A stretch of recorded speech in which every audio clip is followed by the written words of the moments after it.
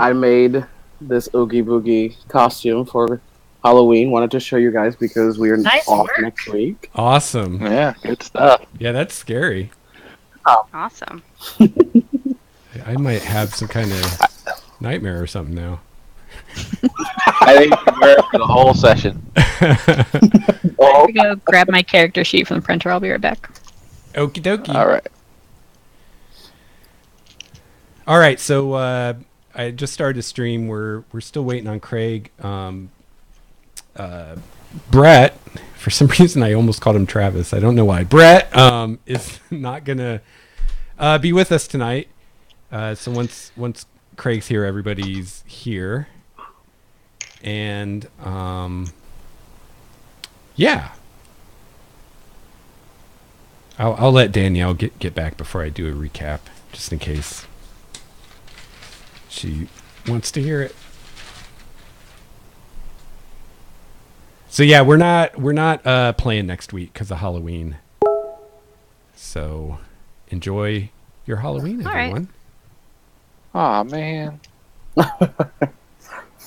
Should have done a spooky one shot.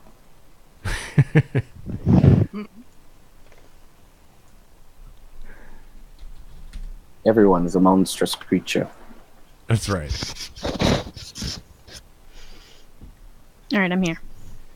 All right, and Craig should be joining us any second, so I'll wait for him to get here before I do the recap. So for the audience, we are playing D&D. This is our third session, and yeah, we'll do a little recap here in a second when Craig gets here. And yeah, we have good times. There he is. Hello, Craig. We have fun. Put up the figure. He said, hold on a second. Can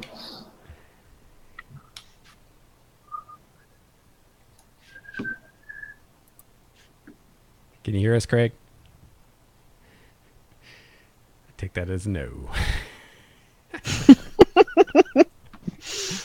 He's thinking hard about it, though. Hello? He's lost a thought.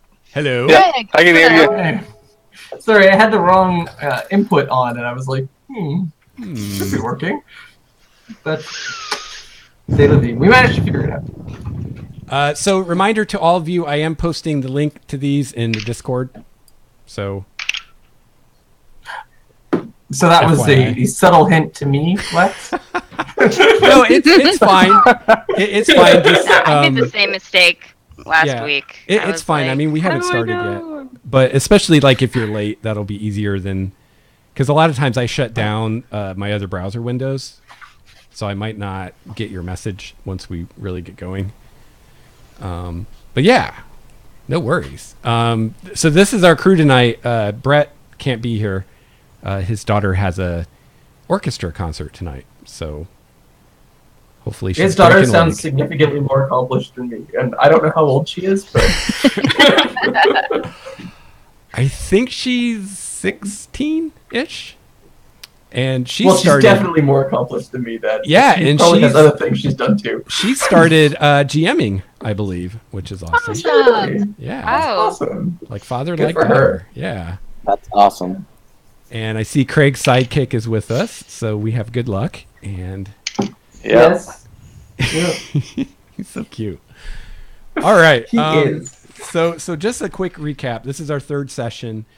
The player characters started out in the city of Elandria. They were contacted by a member of the Guild of Adventurers named Druinda, who is a blind seer, former adventurer, whose career was abruptly ended when a red dragon breathed fire on her and her group.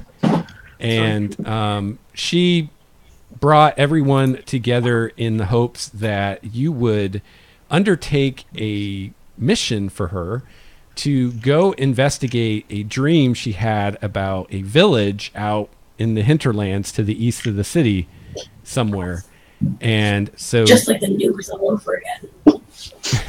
What? I'm not sure what that yeah. My bad. I'll mute. Non sequitur. Okay. My brain didn't process. So you guys rode some giant blue jays out of the city, traveled what would on foot probably be a 3-day journey or more to the east, and the birds dropped you off, and you were on your own in the forest. Proceeded to have an encounter with a flock of velociraptors, or killer turkeys, as you've come to think of them, commonly known as little terrors in the area. That was fun.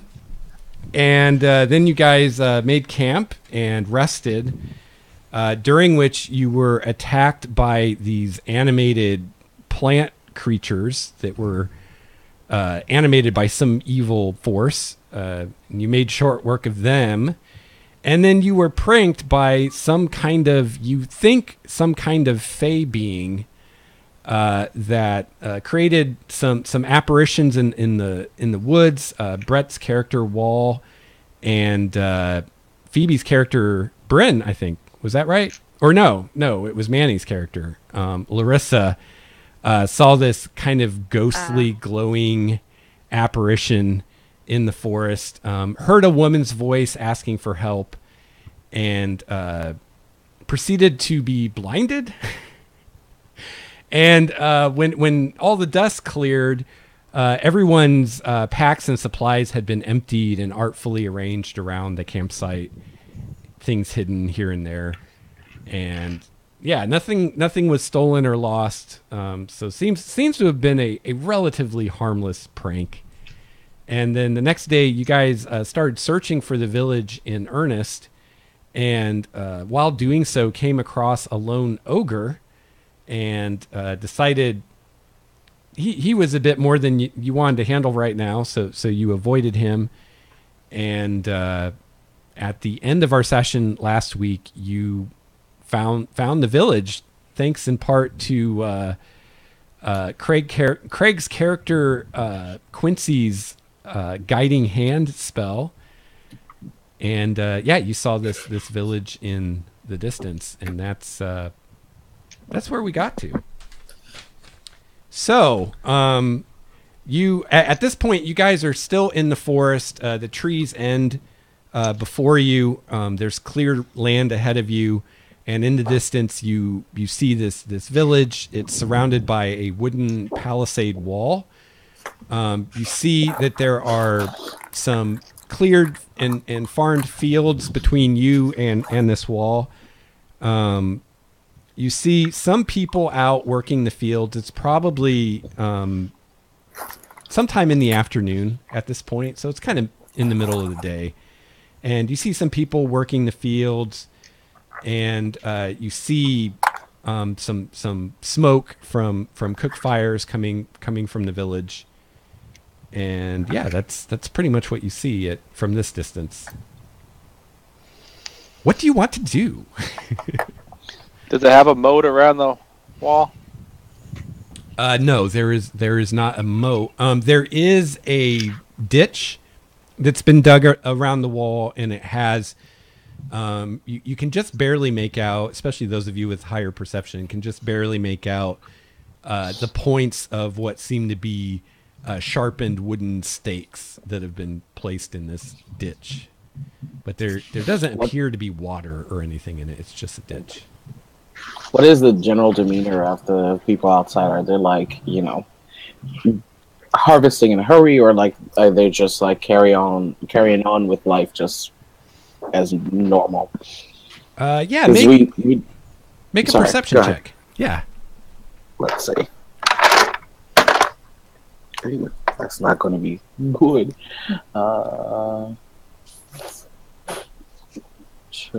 Perception 5. 5? Okay, what's your passive perception? My passive is 11. Okay.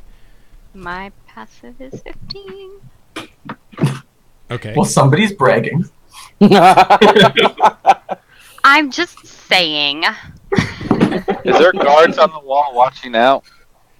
Yeah. So to answer Manny's question, you see that the people farming, they just seem to be, going about their work. They don't seem to be in a particular hurry. But they just seem to be farming, and you probably don't know a ton about farming yourself to really know much of what they're doing. Yeah. Bryn, I studied farming of ancient civilization. Well, I'm talking to Larissa here. Bryn, you notice that the nearby the farmers, you see the signs of like they have weapons with them. Like you'll see a farmer like pulling weeds or whatever, and next to him you'll see like a longbow or a spear or something like that. You guys also all notice that there are some people nearby where people are farming that are just kind of chilling, and they are obviously armed and seem to be almost like guards guarding the farmers. Those and are you, called supervisors. Yeah. and you do see We call that management. yeah, you do see signs of people up on top of the wall as well, and they seem to be wielding a variety of longbows, short bows, and various types of crossbows. Awesome. I suggest we come out with our hands up. Just saying, guys. I think that in a display of peace would be good. I like talking to the. Am I muted? No. Nope. Anyways, talking to the normal people, like the farmers out in the field, to sort of get a little bit of answers before going into the city itself. That kind of seems like it might be somewhat prudent. At least we could get a few answers, maybe, about how these people even managed to not be dead. Which seems to be like the most obvious question that we need to answer. Yeah, this is Yeah. how are they not Why aren't you dead yet? What? Yeah. Before we sure go, we I'll can find a pass better way to around. do it. I'll cast Bless from my alchemy jug, and I'll pass it around for everyone. Everyone Okay. who drinks from it is blessed. It's water this time, so you won't get drunk, Larissa. Thank Oh you. boy. We also Holy don't have to worry about the calorie content. Yes. It's diet Bless. I give it a Diet taste. I'm Bless. disappointed. Get blessed. Well, we found a It name just for our never session. tastes quite. They can never make it taste like the real Bless. No. 1d4 minus 1. Exactly. All right. Anybody have any other suggestions of what we should do? I like the we come in peace. Please don't murder us. I think that Uh, would be are you- prudent. Yeah. Okay. So you I guys, go invisible. Last session I had already turned into a human. with your disguise self ability. Hmm. Yeah. Yeah. And I'm still, since we met, look like an elf. Haven't displayed horns or anything. I've also decided to maintain humanity. We know it's hard for you, Quincy. Yeah. I know. All right, so Appreciate it. I'm thinking. So it seems like all of you, from a distance, will seem human, and then as you get closer, well, I guess Steve's character is invisible. And let's Not see. So suspicious at all. Bryn and Larissa both appear as human. Fear might be a I'm a red human. A I'll little. wear a hood. little beacon. Well, yeah, I'll wear a hood to cover my so, hair. So you're someone that, once people get close to you, they'll probably realize you're not completely human. Don't feel the heat. Yep. And then Brett's character Wall, who is with you guys, but strangely silent and contemplative today, is he looks pretty human, although he's like really fucking hot. So that's not. that unusual, you know. I mean, His cheekbones are just. yeah, he's just like a perfect specimen Of cheekbones? of everything. Well, he's everything you've seen. He's just my. nothing but Square jaw. cheekbones, abs, and jawline. Yep. Yeah. Oh, he is. But I believe I remember him saying last session that he had a hood up to kind of obfuscate. Well, he does Yeah, want he to does. outdo all of us so much. Yeah, so. right. Gets So- uncomfortable being the best looking person in the room. So you guys Struggle. walk out of the tree line into the open, and you're like holding your hands up, or Yeah. I will. Does anyone want to we come in peace these guys, or Yeah. Like, I think if we just walk with, like, no weapons brandished, hands perfectly visible, not, like, charging across a battlefield type move, people should sort of clue in that we're not too threatening. And maybe talk to the guards who are hanging around before we talk to the farmers. Looks like you want to be our point. That wasn't really my goal, but all right. I will do that. So I'll walk forward, hands in sight, towards the guards that are hanging around in the middle of the field, and just say like, "Hello, we're travelers from Elandria. We didn't expect to see anybody out here." so as you guys walk forward, I mean, people notice you pretty much right away, and everybody almost as one kind of stops what they're doing and stares at you for a few moments, and then you see pretty much all of the people that are actually farming, that are working the soil, pretty quickly return to what they were doing. They seem either unconcerned by you or confident that the guards will have them covered.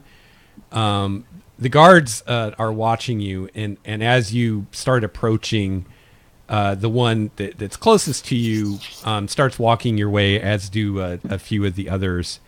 And yeah, you get up to him, and you see he's wearing basically the equivalent of like studded leather armor. He's got a spear and a longbow, and I'm sorry, Craig. What did you say to him again? I forgot. It's quite all right. I forgot as well. We're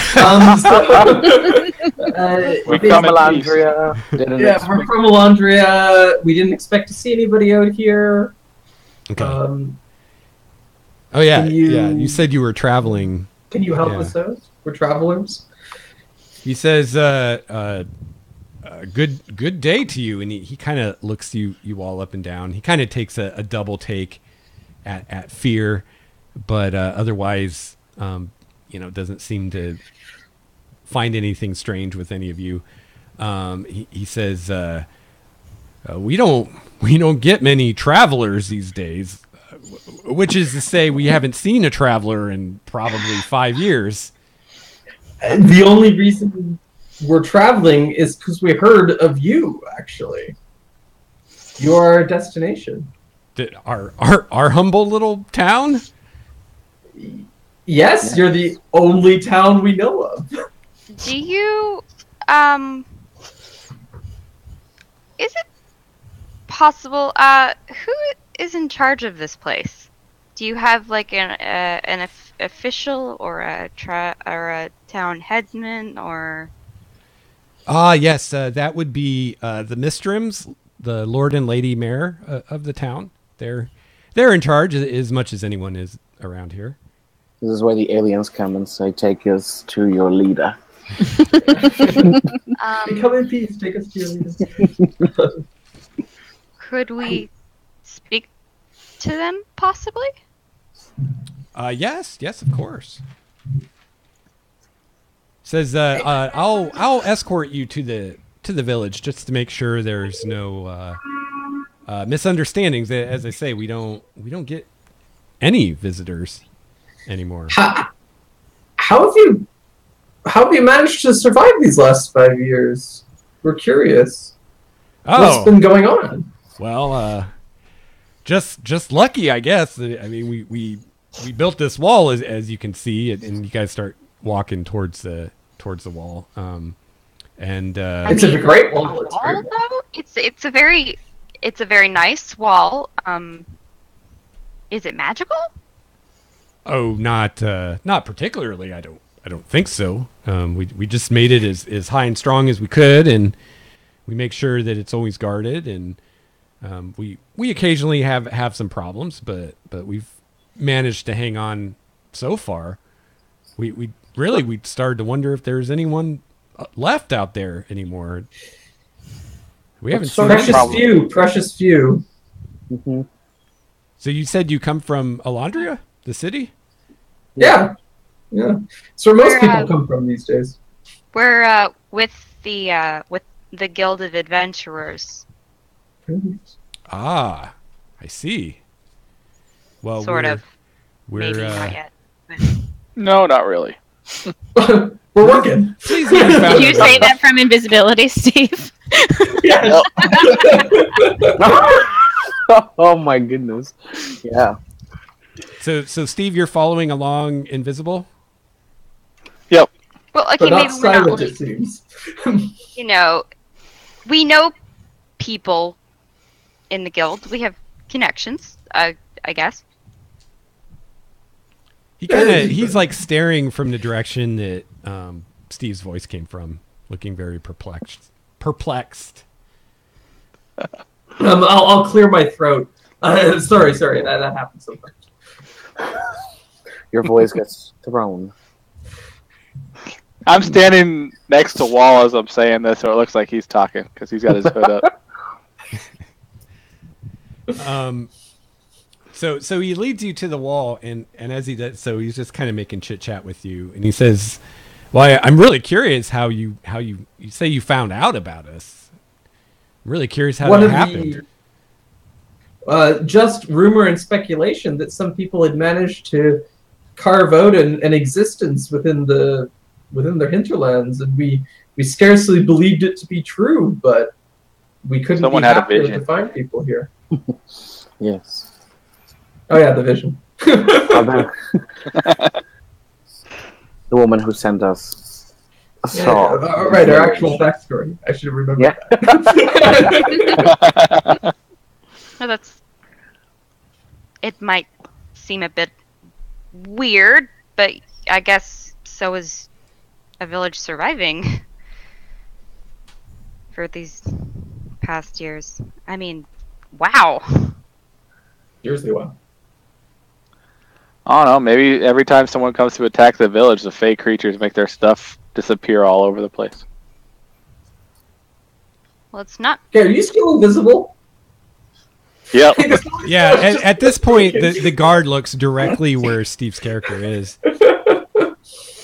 And he says, well, it seems one of you isn't being as forthright as the others. If we're to be friends, I suggest your friend reveal himself before coming into town. I guess I should be more forthright as well. And I just say, well, I mean, we want to have a show of good faith, right? No. No. Medium faith at best. Never. We have to assume. Never mind. You do you. Fine. He kind of watches this exchange and seems to be getting a little nervous. Kind of grips his spear a little bit more tightly. You have nothing to fear from us other than idiocy. Carry on. Steve, do you reveal yourself? I'm quite insulted at this. No, I just go stand on the other side of Wall. Because I've been talking from behind Wall the whole time. So. Yeah, well, he seems to have figured it out.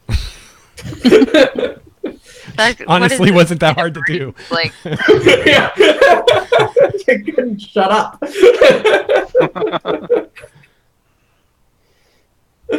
All right. He says, "Well, I'd like to accommodate you, and I'm sure that the Lord and Lady Mayor would love to meet outsiders, but you have to understand we have to keep our village secure, and I can't let unknown quantities like yourselves in, especially when one of you seems to be invisible, for lack of a better word." Malagart. No, that was a pretty right word. Then I show myself. So, remind me again, Steve, what your character looks like. Like, is he obviously half dark elf, or what's his appearance? Yeah, you could tell he's got dark elf blood in him because he's got the really, really long white hair. Okay.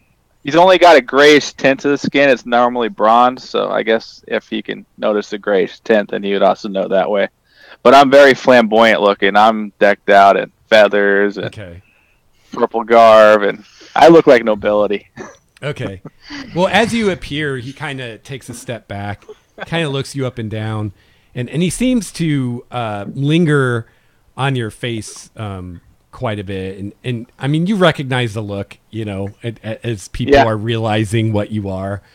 And he kind of nods a little bit, and he says, I understand. I understand why someone like you might want to hide your face, but I can assure you that here at Dayanara's Rest, we judge people on their actions, not on the color of their skin or who their parents happen to be.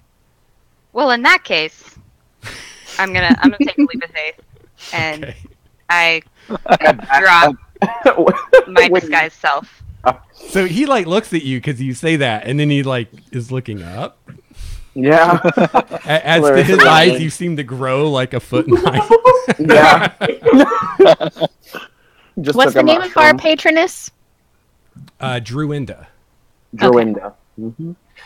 Can I roll a history check to see if I know anything about Dayanara's Rest? Sure. Yeah, I would like to as well. Yeah. Or aid him. You can probably do it instead of me being your int based. I think I'm at +3. I have +7. I rolled 25. All right. What was I'm sick. Okay. Yeah. You've I encouraged. you've heard the name mentioned before, and you rolled like 25. Oh my gosh. Okay. So you actually know a little bit about this village, strangely enough.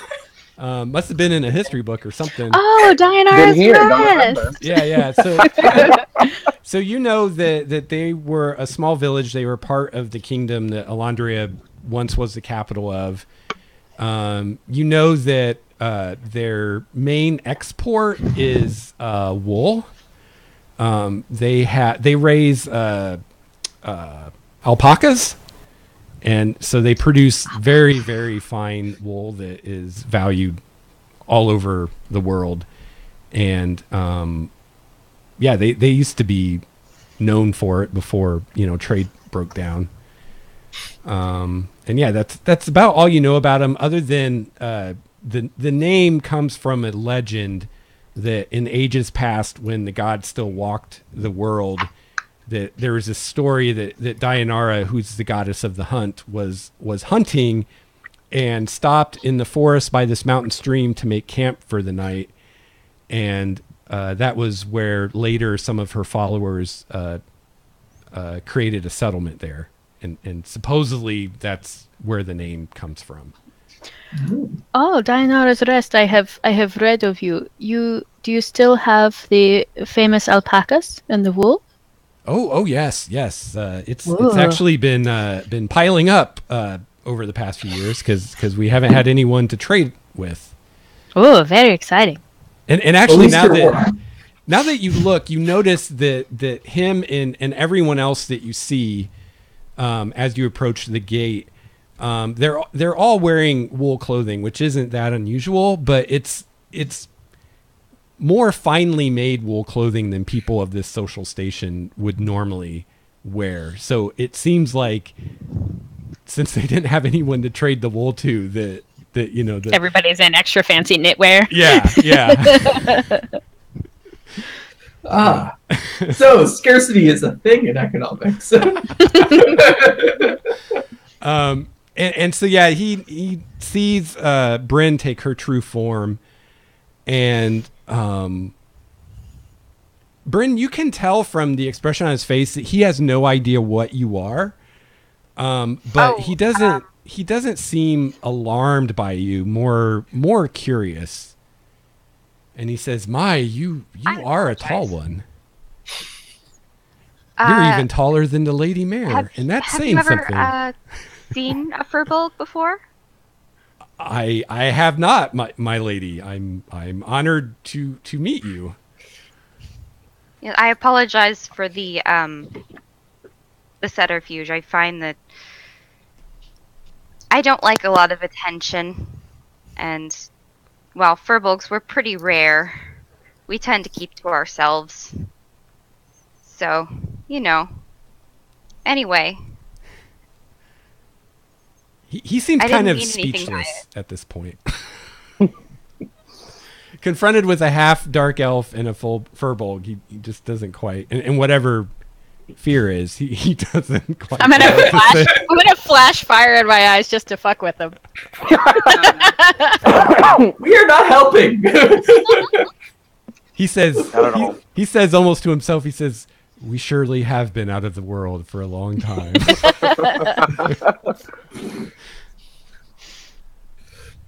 Quincy starts making notes about hosting a lecture on proper introductions to new societies. Yeah. Proper etiquette. Proper etiquette. So when making first contact. What are you supposed to do? We don't really do this. Hence why the lecture is coming. You'll love it. Bring a fresh notebook. Can you put me on the list for that? Because I think I need help. Yes. Etiquette 101. All right. So what does someone who only deals with dead ruins know about etiquette with new people? Yeah. I was a professor. I'm happy to do a lecture on pretty much any topic. Archaeology is a subset of He honestly believes that he is going to be better at this than you. That is literally his qualification. Oh. Yeah. All right. So he leads you guys to the gate, which is currently closed. He calls up to the men at top and says, "It's okay. They're new friends from the city, from Elandria," and they open the gate for you, and you guys go in. You see that the village is roughly a circle in shape. So it's got this circular log wall around it. You see in you see the various buildings of the village, and the streets radiate from the center of the village like spokes on a wheel. And you see at the very center of the village is a large green, like a lawn, basically, with grass. And in the center of it is a large, intricately carved pole that stretches pretty high up into the sky, like the height of a decently sized tree. And you see that there on the inside of the wall, there are painted in different places, there are painted various images and symbols. Many, or maybe even all of them, seeming to be religious in nature. There are there are the buildings here. Let me show you a picture.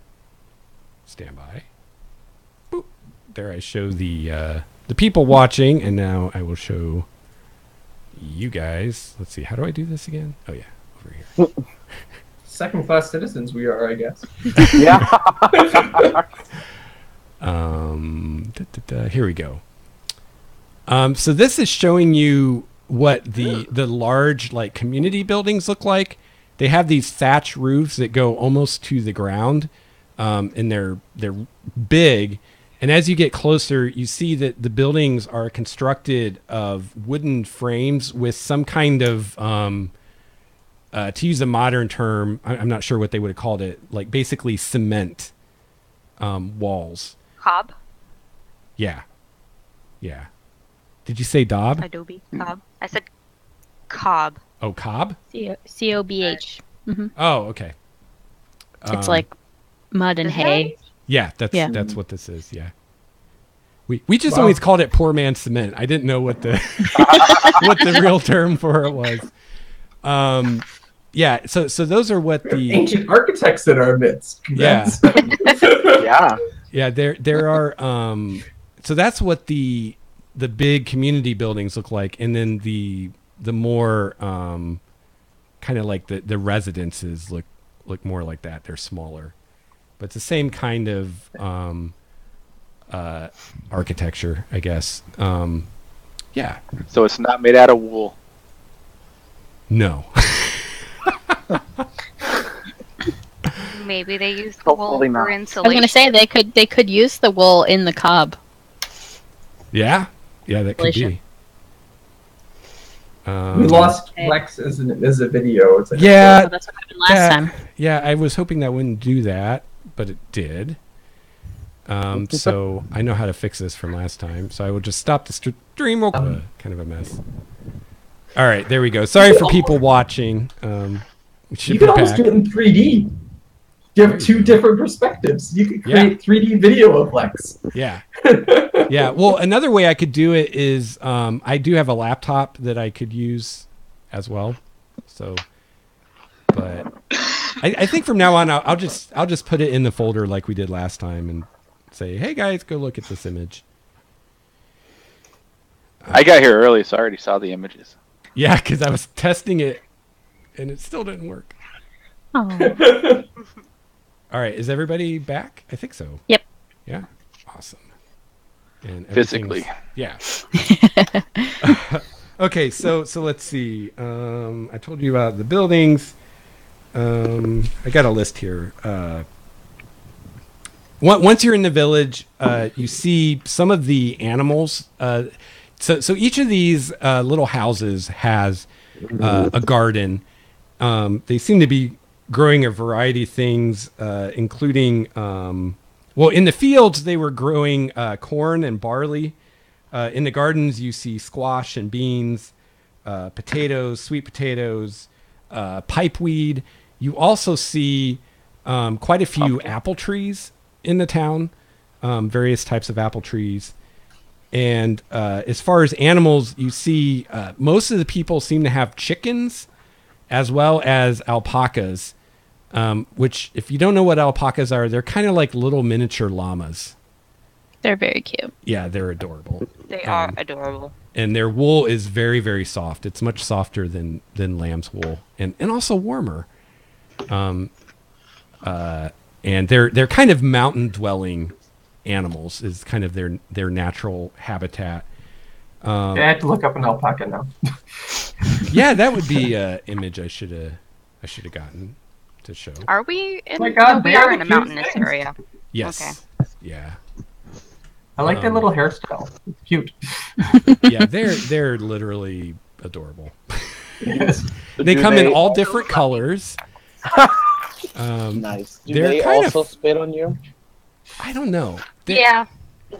They're kind of funny looking, actually.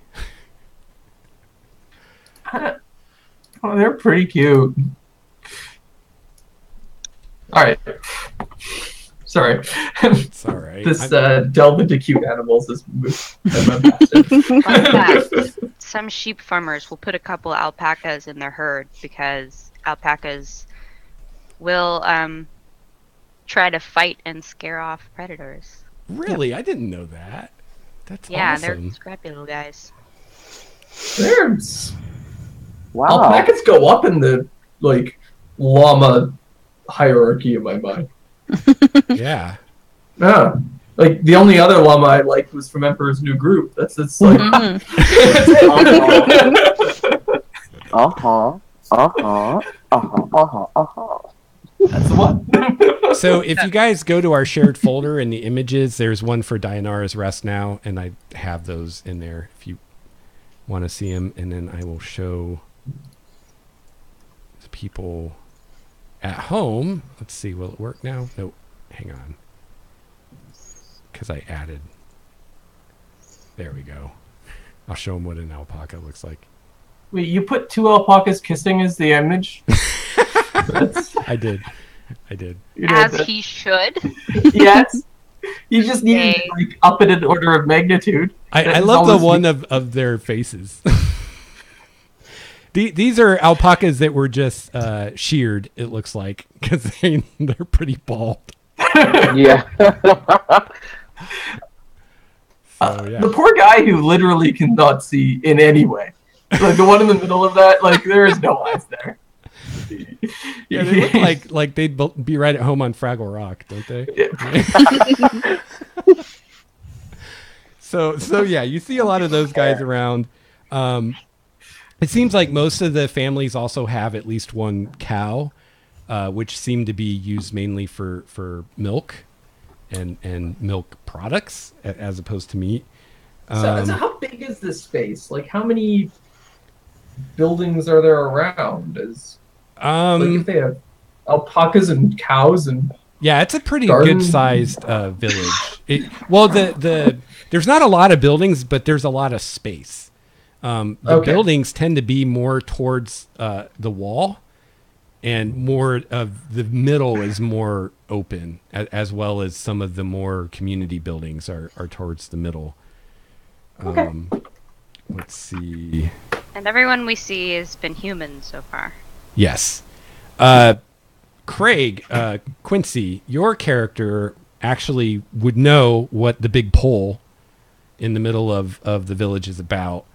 I'm not sure actually what it would be called in Primordia. In this world, we call them astronomy poles, but it is it's a way of tracking time. And so, heavenly diviners? What's that?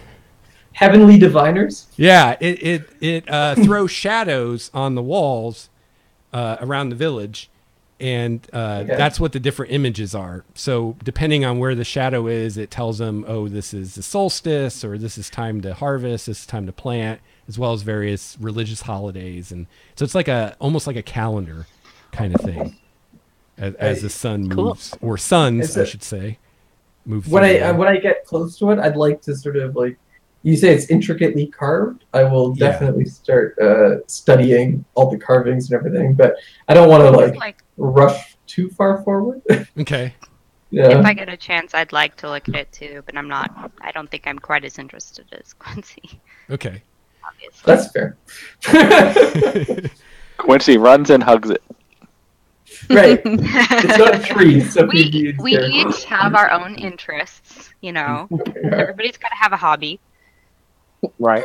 So as he's leading you towards the center of the village, your guide, the guard, who tells you his name is Durin, is kind of like doing the tour guide thing. He's saying, you know, the Smiths live over there, and that's the, you know, blah blah blah blah blah, and a lot of it's just private residences that you guys, you know, probably don't care about. But he points out towards the center of the town, there is a large building that is the inn. It's called the Applegate Inn. And in front of it are 2 huge apple trees, and their boughs kind of come together between them and kind of looks like a gate, sort of. And he also points out another building kind of on the other side of the village green from the Applegate, that you can see even from here the doors and the windows are like boarded over, basically. Looks abandoned. There's lots of weeds growing around it and stuff. And you see coming out of the top of it, the top of a large oak tree. It looks like this building was actually built around an oak tree. And he tells you that used to be the Twisted Oak, was the second inn slash tavern in the village, but around the time of the retreat, the owner of it, whose name was Marissa Marn, died, and the mayor is basically in possession of it now, but it's not operating because they haven't seen any travelers or merchants or anything for 5 years, so having 2 inns seems excessive. It's beautiful. But yeah, he says, I'm sure they can put you up at the Applegate if you're wanting to stay. And indeed, he suggests that he take you there and you guys can kind of refresh yourselves while he tracks down the Lord or Lady Mayor and lets him or her know that you want to talk to them. Is that what you guys want to do? Well, I think Quincy is going to go Study over a pole. towards go and study a pole. Okay. Look cool too. Yeah, you see, it's carved with all kinds of symbols and images. A lot of them have to do with astronomical events like solstices and equinoxes, different conjunctions of the 2 suns and the various other heavenly bodies like the moon and things like that. And a lot of it is also religious imagery, most of it either specific to Dayanara, goddess of the hunt, or Azatara, goddess of agriculture. But you do see symbols of other gods as well, but those are by far the most prominent that you see. Could somebody who is a member of the mystery cult of Dayanara gather greater insight? Yeah, that's a good question. Make a religion check with advantage. All right, I can do Can that. I also do that? Yes.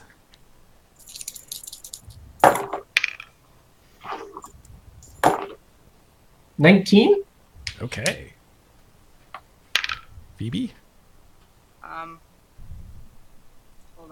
Hold on.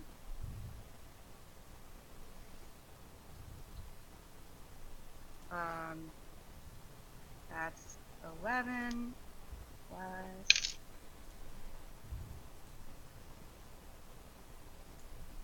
Oh man, 1. So that's a 12 total. Okay. Not great.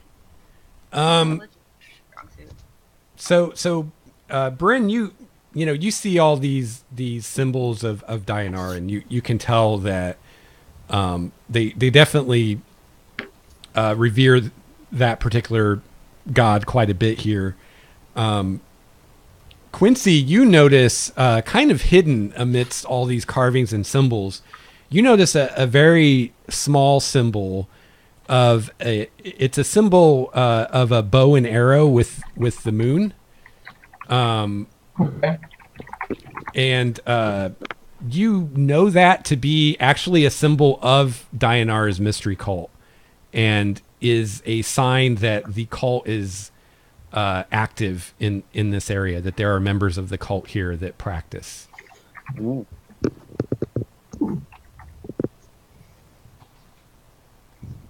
And you can point that out to Bryn if you want, because you know that Bryn is in your cult Right. as well. I will point that out to her, giving her a description of why one should be more observant when looking at old ruins. in a grandfatherly, teaching a young student sort of way, whether she wishes to be or not.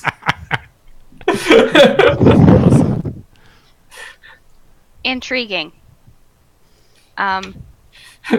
Quincy is at no means perturbed by no matter what or how disinterested. He's used to it. He was a university professor. He's used to that. Yeah. The student's enthusiasm has absolutely no effect to the enthusiasm of the professor. True. That is Anyway. true in real life too. There you go. So we may find friends here. I mean, one may find friends here. If One should find friends here. We should keep an eye out. indeed. Larissa would like to find any shops that are selling clothes, if there are any Okay. active. Yeah, one of the places that Durin pointed out to you guys is the local mercantile exchange called Longfoot's Exchange. And he says, you could find probably about anything you'd want there, or if not, he'll know where you can find it if he doesn't have it. Correct. If you want something made so of alpaca, it's very plentiful. So, our guy is still with us? The dude? He went to get the mayor. Yeah, at this point he Alright. leaves and he says, he's going to go find the mayor and he'll have him or her meet you at the inn when he finds him. Can I go wander over to the oak tree and just check it out? Oak tree place? The one that has the inn built around it.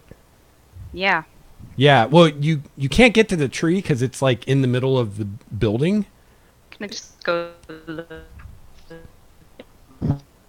Uh-oh. I think Phoebe went in a wormhole. Frozen. You got Oh too no, close to the am tree. I gone? Oh, you're back. You're back. Just- Okay, that's good. Just missed the last thing you said. You kind of sound like you were going back in time or something. Can I just go look at it? Yeah, absolutely. Fine. 'Cause Yeah, I like oak. it looks like a really old oak tree. What you can see of it that comes out of the roof of the building is very kind of twisted and at an angle. So, being a druid and a student of nature, you guess that at one time this was all forest and there were probably other trees that it was kind of like trying to find sunlight and led to it growing in this really odd shape.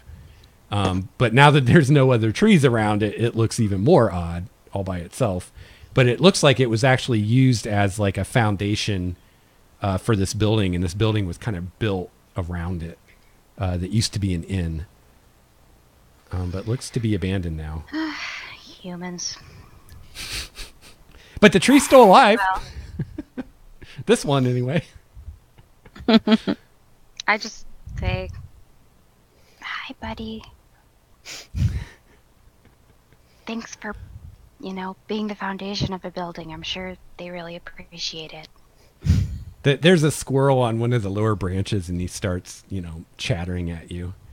Yep. You're pretty sure he's telling you something along the lines of, this is his tree. Go find another one. Buzz off, lady. Yeah. This is mine. These are my nuts. I'm just like, I have no wish to take your oath.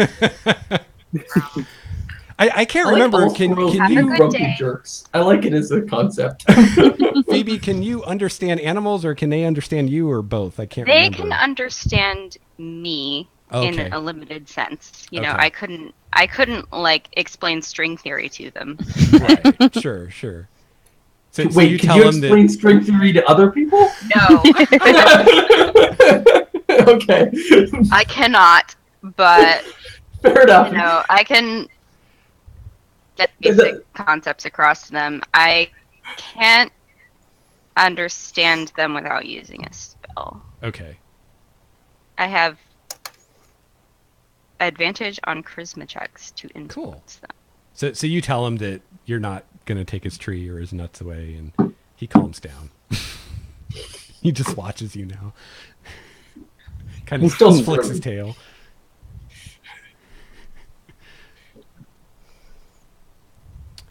All right. What are the rest of you doing while Bryn and Quincy are checking out the? Well, I guess they were checking out the pole, and now Bryn's checking out the tree. What are the rest? Shopping. Of you doing? Shopping. Okay. I'll go, Shopping Clarissa. episode. Okay. I'm standing guard over Quincy. Okay. All right, so Quincy, take notes. so Larissa and Fear are going shopping to the mercantile. Yes. I'm gonna get your guys' names. It's my Girl goal. shopping. Oh, that really brings out your eyes. You gotta never 17 plus levels to figure out our character name. Yeah, right. Yeah.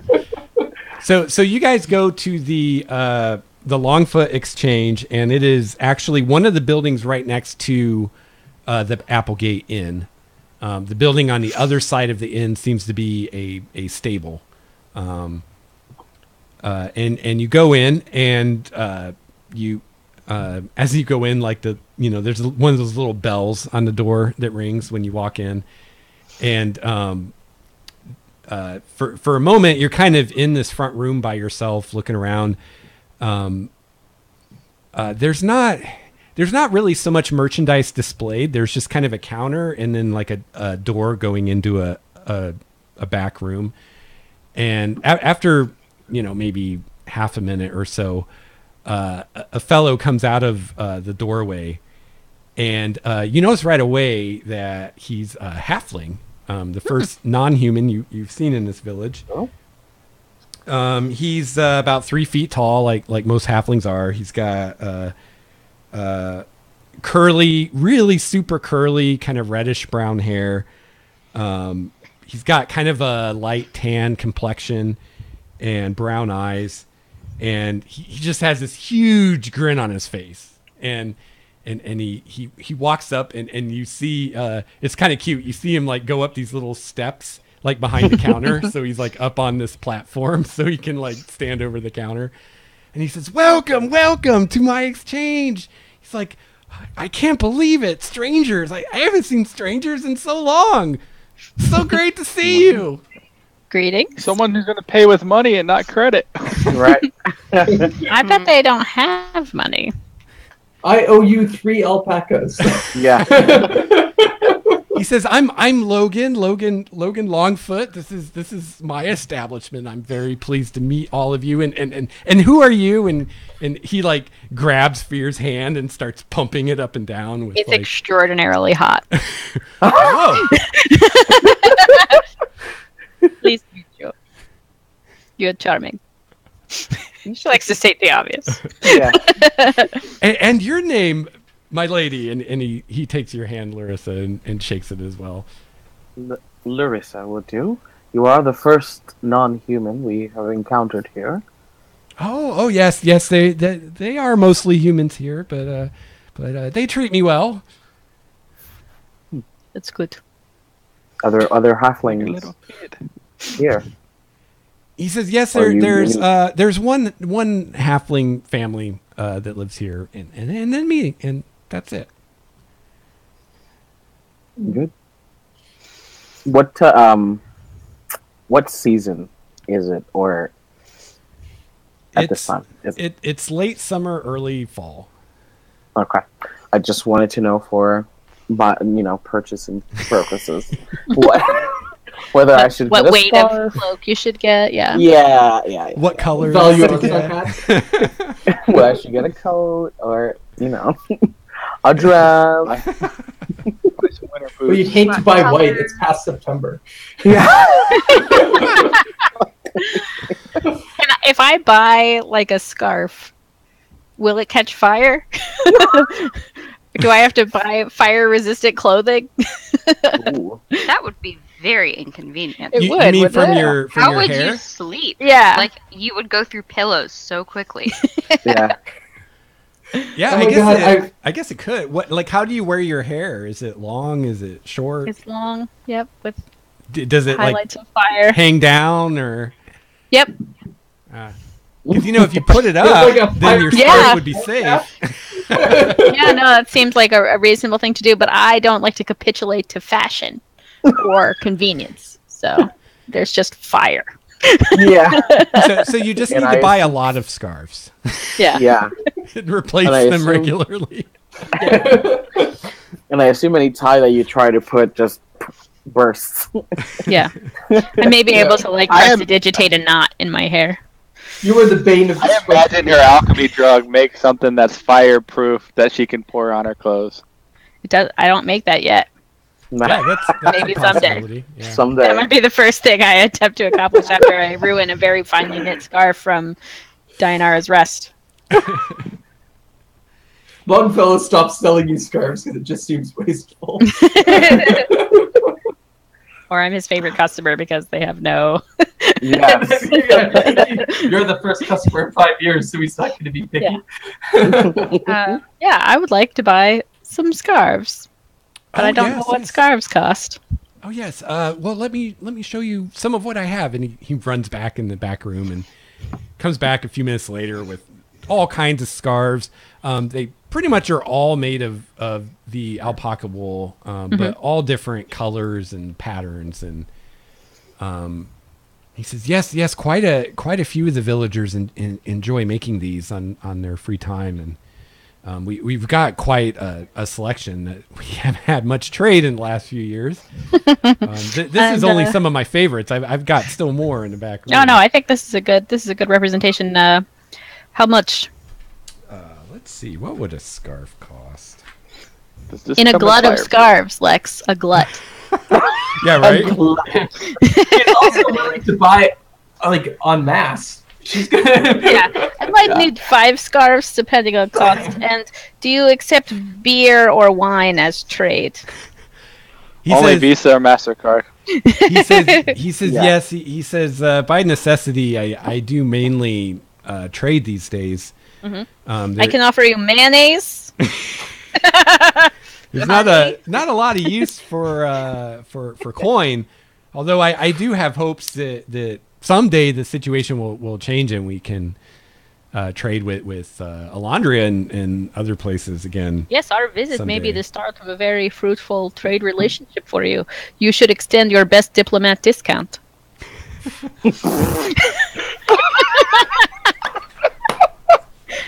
Oh my god, that was the best. Bravo.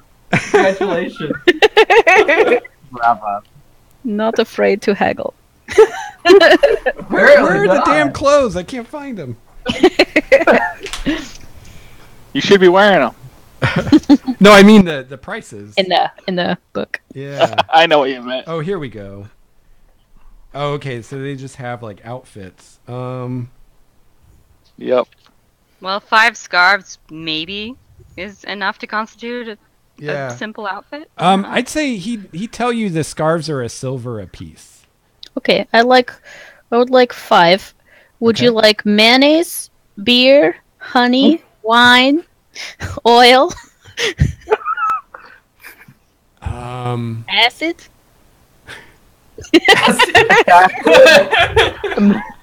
He says, well, I will take silver if you have it. As far as those other things, let me can you give me a sample of the beer?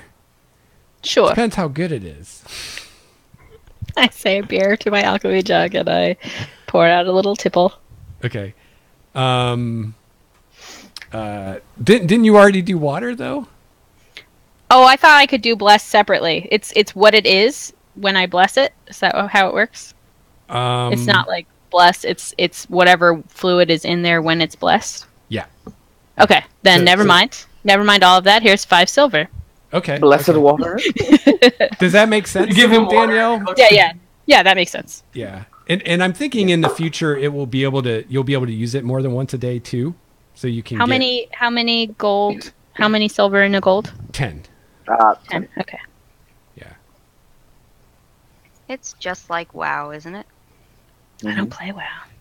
Probably because WoW ripped everything off of D&D. So Right? Okay, Yeah, so I pretty give him 5 silver pieces that I take my 5 Okay. scarves. They're all different colors. he says, so you're from the city from Elandria. Yes, my family makes beer in Elandria. He says, well, I don't know if you were serious or not, but I would be very interested in reestablishing trade. And if you, he says, I don't want to make assumptions, but are you two ladies here alone, or do you have friends with you? We have friends with We us. do have friends.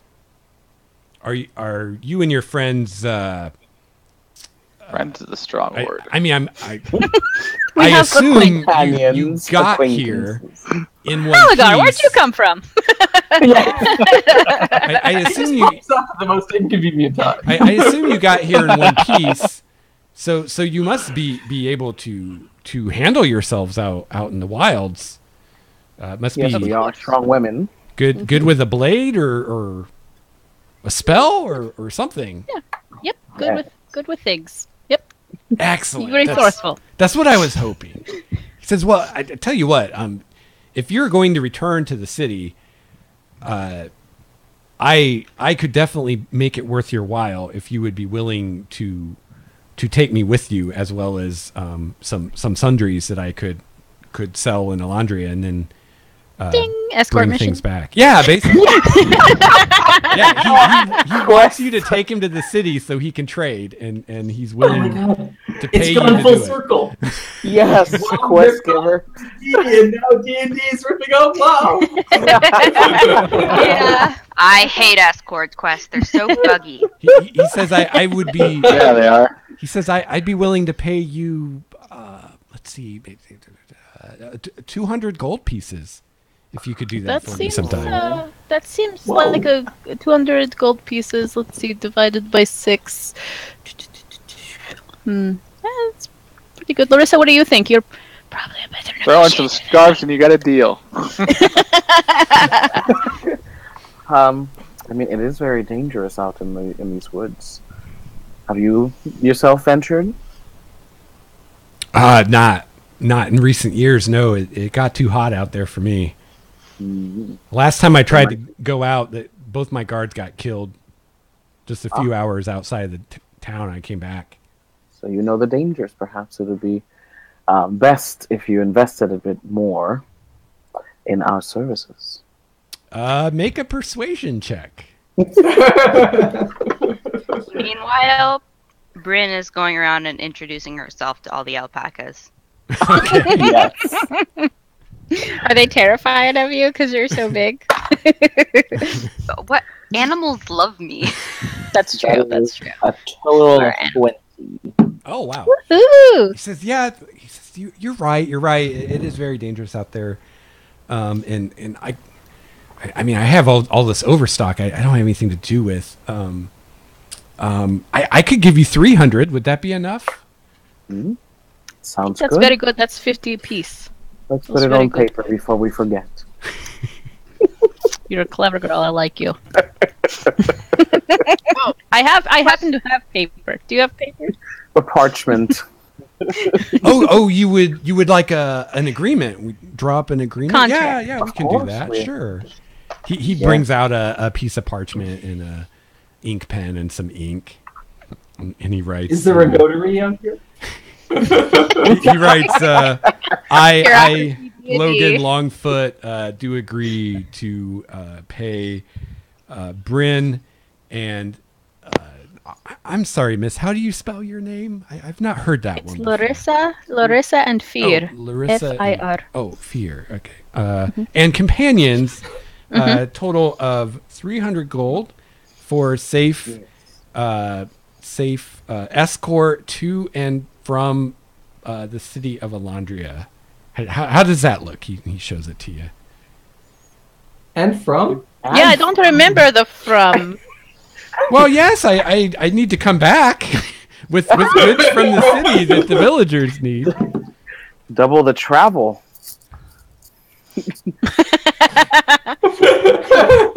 Oh, I'm sorry if I wasn't clear, but yes, this is a two-way trip.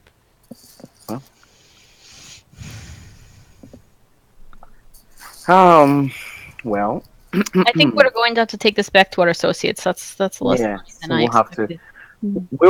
We'll most likely be here at least another night. So Oh, well, Keep this. You can think it over. yes, of course. In the meantime, I should like to look for something to wear. And Larissa is kind of one of those, like, she'll have similar, the same outfit in different colors. So she's Okay. looking for what she's wearing now in the alpaca wool, Okay.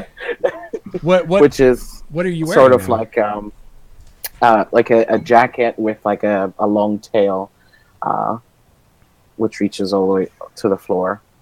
It has like a Mandarin collar, like style. Ooh. Mm-hmm.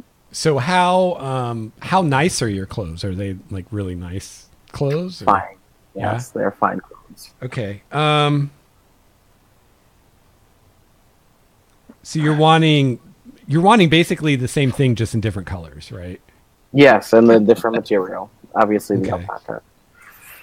He's like, yeah. He brings you some selections, and says he can sell you like one of those outfits basically for 10 gold. Oh. And that's for the whole thing. Surely. Be And the whole thing, it's the jack. What does it include? I'm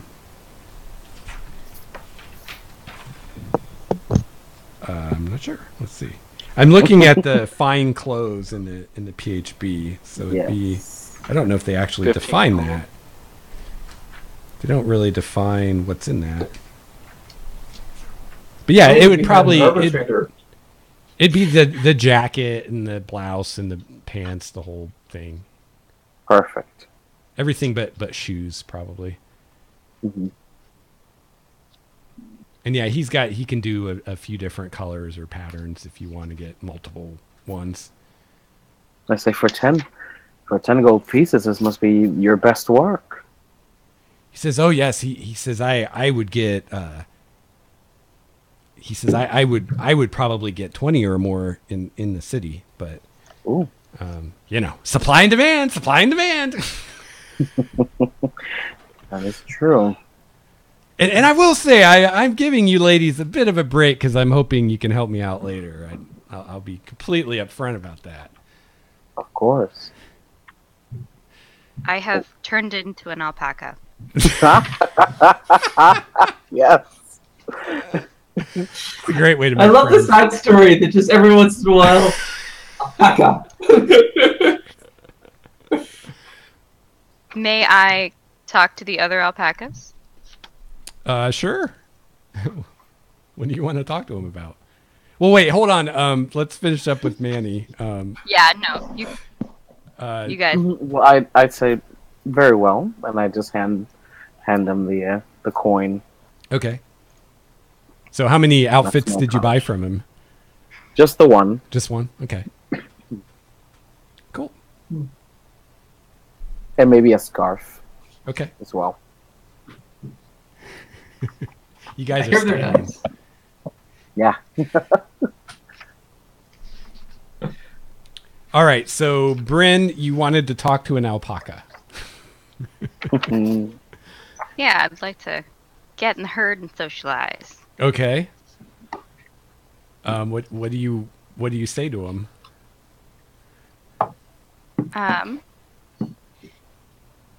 Well, first I ask, do the humans treat you well? Oh yes, good food. Good food. Good food. Good. Sometimes they scratch Is us. it- Feels good. Scratches are good. Is it safe here? Yes, it's safe. Safe here. One of them looks towards like the wall and says, "Outside, not so safe. Outside is dangerous. We like to stay inside."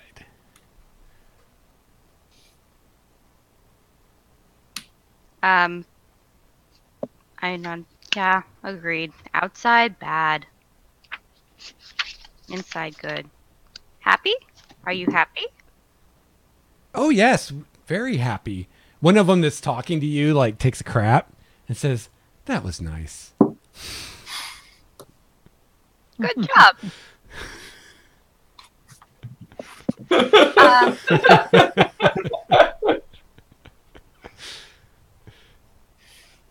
Oh gosh, what was I gonna ask?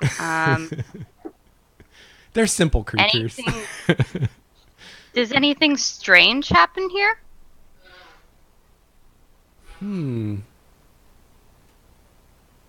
Not that I remember. Every once in a while, they take all our fur, all our hair. Don't know why. Then it's chilly They for a shave us. while. But it's okay. It doesn't hurt. Well, that's good. They scratch us behind the ears while they're doing it. Yeah.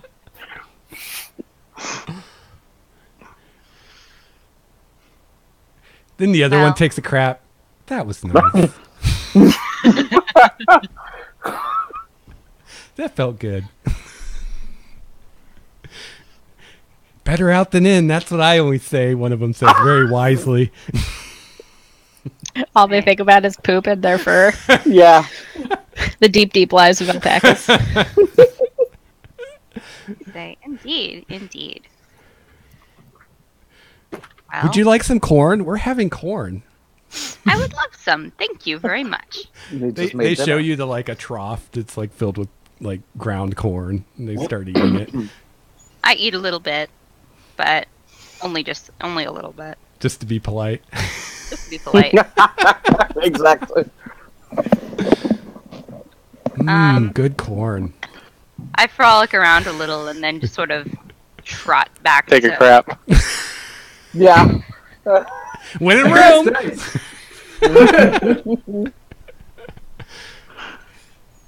You know what? Nobody knows it's me. Though I totally do. They're right. It does feel good. I should feel like this more often. And so I start to, I guess, trot back to where everybody else is. Okay. Still in alpaca form, just because. Steve, what are you up to? Nothing. I'm just, while Quincy's working, I can't see dancing lights around him. Quincy keeps complaining about the lack of help from his associate. This does not make studying intricate ruins any easier. You're still studying the pole? Yeah. I'm taking like I'll tear a page out of a notebook and make a rubbing of some of the intricate symbols on it and stuff it into a notebook or into a pack and stuff like that. I'm, doing those sorts of things. Wall says, why you study so much? It's just pole. Quincy responds by giving a 48-minute lecture on how important poles are to different societies.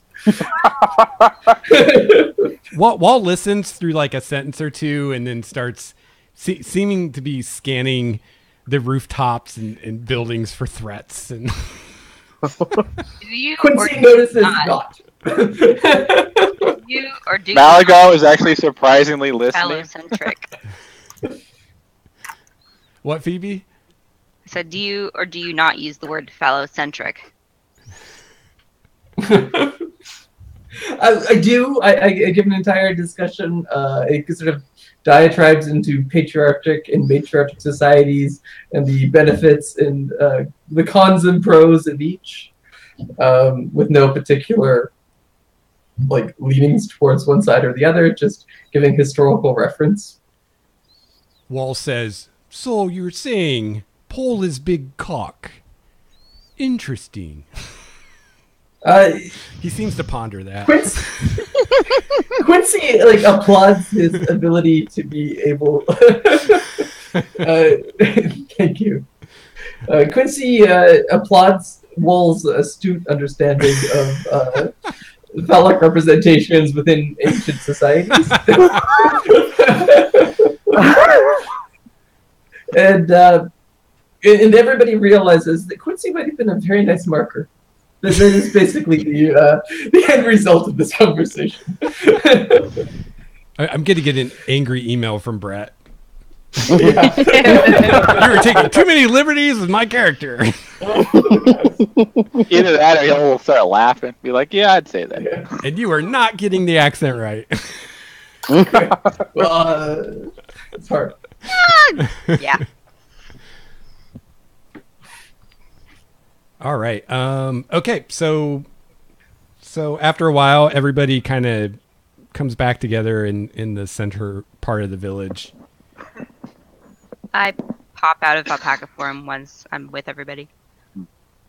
Fear, myself, and Larissa strutting their stuff with our new outfits, our new clothes. Styling. Yeah. Yep. About this time, you guys see Durin walking towards the inn with a tall, beautiful woman. She's wearing a dress. You see, actually, all the women in this village wear dresses, which you didn't realize how used you'd gotten in recent years to women wearing pants in Elandria until you're somewhere where all the women wear dresses again, and you're like, wow, this is kind of different. This woman is tall for a woman. She's actually slightly taller than Durin, who is a pretty big dude. She's voluptuous, wearing a very nice dress, quite a bit nicer than the dresses the other women are wearing that you've seen. She has dark hair that's been very kind of artfully styled atop her head, and she's got dark eyes, dark skin.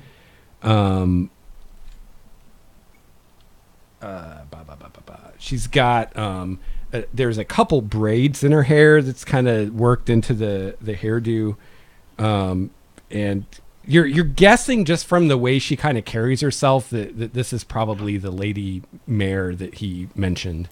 It's one of the people in charge. Her and her husband are in charge of this place. Do they give us names for them? Yeah, he said their last name was Mistrim. Lady Mistrim. And they actually they're heading towards the inn, but they see you all kind of congregated by the pole, and so they start heading your way. And they come up, and Durin says, Lady Mistrim, may I present our visitors? I'm sorry I didn't catch their names, and this is Lady Amanda Mistrim. She's the mayor of our town. And she kind of nods to each of you in turn. I curtsy. Yeah, same. She seemed like she definitely has kind of a noble bearing, like you're used to seeing, but she doesn't have quite the haughtiness that like a noble in Elandria would have. It's more of this kind of quiet dignity that she kind of has about her, but not so much a feeling of she's better than you or looking down her nose at you. But she says, welcome to Dianara's Rest. It's been a long time since we've had visitors, especially such a colorful and varied group. How is it that you've come to be here? Durin tells me you came from Elandria. That's quite far. We have. We were sent here on mission. Someone, our benefactress, saw a vision of your village and was hoping that we can find it and understand how you've come to survive here in the wilds, in the hinterlands of Elandria, for the past 5 years. So the city still stands then? We honestly weren't sure. It does, proudly so. Oh, that's good. Not much else does, though. No. Well, as far as we know. if you'd like, we can retire to the inn and have some refreshments, and we can talk. Surely. After you, my lady. All right, so she leads you to the inn. You guys go inside, and it's late summer, but it's unseasonably hot this year. Not hot, but unseasonably warm. So it's probably like in the mid to high 70s outside. And you're kind of surprised when you enter this building. It's actually noticeably cooler inside, which is kind of the opposite of what you normally experience when you go in a building. And seems to have a kind of a nice breeze almost in here. Like it doesn't feel stagnant or anything. And as you walk in, you look up and you see the ceiling is very high, and there's actually, it's kind of like a peaked roof, and there are openings for the air to like flow through the ceiling, basically. There are some tables here and there. There's a bar. There are stairs going up to an upper level where you presume there are rooms and whatnot. And you see a woman kind of puttering around behind the bar, kind of cleaning things that don't need cleaned. And as you walk in, she looks a little surprised to see all of you. But then she comes over to you and she curtsies to the mayor and nods at all of you. And the mayor says, hang on, what's her name? She says, Verna, if we could have something to drink. We have visitors from Elandria. And she's like, oh, yes, of course. We've not had visitors in a long time. Please make yourselves at home. Would you like anything to eat? I'm not too hungry. I just ate. You did? You didn't share with us? Oh, I don't think you guys would have liked it. Trust me. What is the host special? She says, well, right now I have some, I could make some chicken. Do you like chicken? Chicken is would be always lovely. safe. Always a safe choice. She's like, I'm not sure what you mean by that, but as far as drinks, while I get that going, we have ale, wine, water, cider, of course. She kind of laughs. I will take a nice glass of wine. Okay. Water. Cider. Spider for me too, please. Cider seems like the host should be very good at that. So. Oh yes, my husband brews cider. You used to be known pretty far and wide back in the good days when there was trade. People were alive. My Darwin- family makes beer. I would love to talk to your husband about his cider mill. Oh, okay. I'll let him know. He's in the kitchen. He'll be cool. making your chicken. He's an excellent cook. He does all the cooking, and I handle the money. It's a good arrangement. Sounds wonderful. So speaking of which, actually, she goes to collect from you all, and the mayor kind of waves her hand, and she says, I will cover their drinks and meals. We have much to discuss. She says, of course, my lady, and she goes off, presumably back to the kitchens to get your Thank you. You're too kind. food. Very started. generous. So, Quincy is suspicious of well-meaning and generous noble people. That's when you. Like What, so that's the when. spit take. Yeah. Malagar spending all that time in court is also very suspicious. Well, Quincy, you probably know that a quote noble in a village like this and a noble in a city like Elandria are very different things. That's when you look at the menu and order the most expensive thing. Since you're paying. So yeah, she brings you drinks, and you guys sit down and kind of have some small talk, and then the mayor asks you, what brings you to our little village. We've not seen a traveler, and it's probably been 5 years or more. Well, we weren't entirely sure you existed. As far as we know, there really aren't any villages left, other than you. Really? That's too bad. Although I have to say I'm not surprised. We had a hard time of it for quite a while. Even now, there are close calls. Just recently, we've had a few attacks against the wall by demons of all things, which is something new. Larissa kind of and writes herself.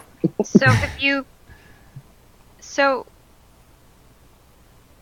you've just managed to survive through luck? What about the breaking? Yes, well, we were fairly lucky. We didn't have anything too serious to deal with here. We heard some stories back when there were still followers, earthquakes, terrible storms. We did have some storms and lost some crops and some animals and such, but nothing like some of the tales that we heard of what do you call them? Funnel clouds coming down and ripping up entire villages. Terrible affair. I can only think that the gods watch over us. We built the wall that you saw coming in, and we keep it manned at all times, and people don't go out at night, and yeah, I don't know. I guess we've been lucky. How far have you managed to explore? Do you know of any other villages that still stand? Yeah. No.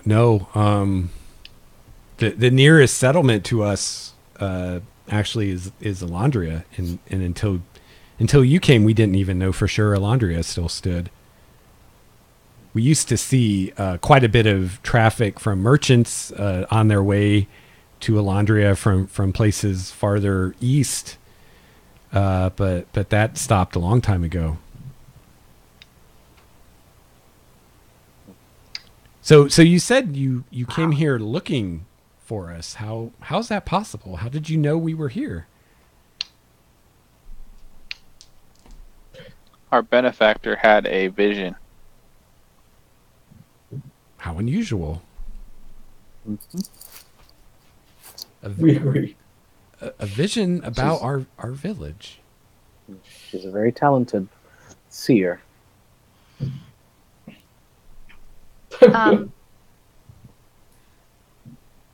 May I ask, perhaps you don't know of any surviving, but in the past, have you ever met anyone that looks like me? Or heard tale of furbolgs? I've heard tale enough to recognize what you are, but I've never met one or known anyone who has.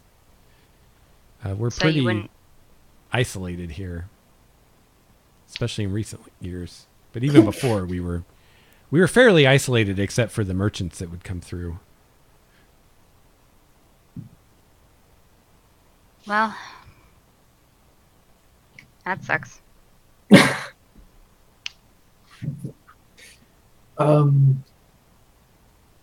We were hoping that that a village like yours, which we didn't even think could exist, would have some sort of, I don't know, some more hope of other survivors outside of the city. Seems like everybody retreated to the major cities, and we didn't think that a village like yours could even exist. it's why Druinda's vision was caused such a commotion, and nobody even believed that you could be here. Well, she says with a smile, never underestimate what us small town folk can do when we work together.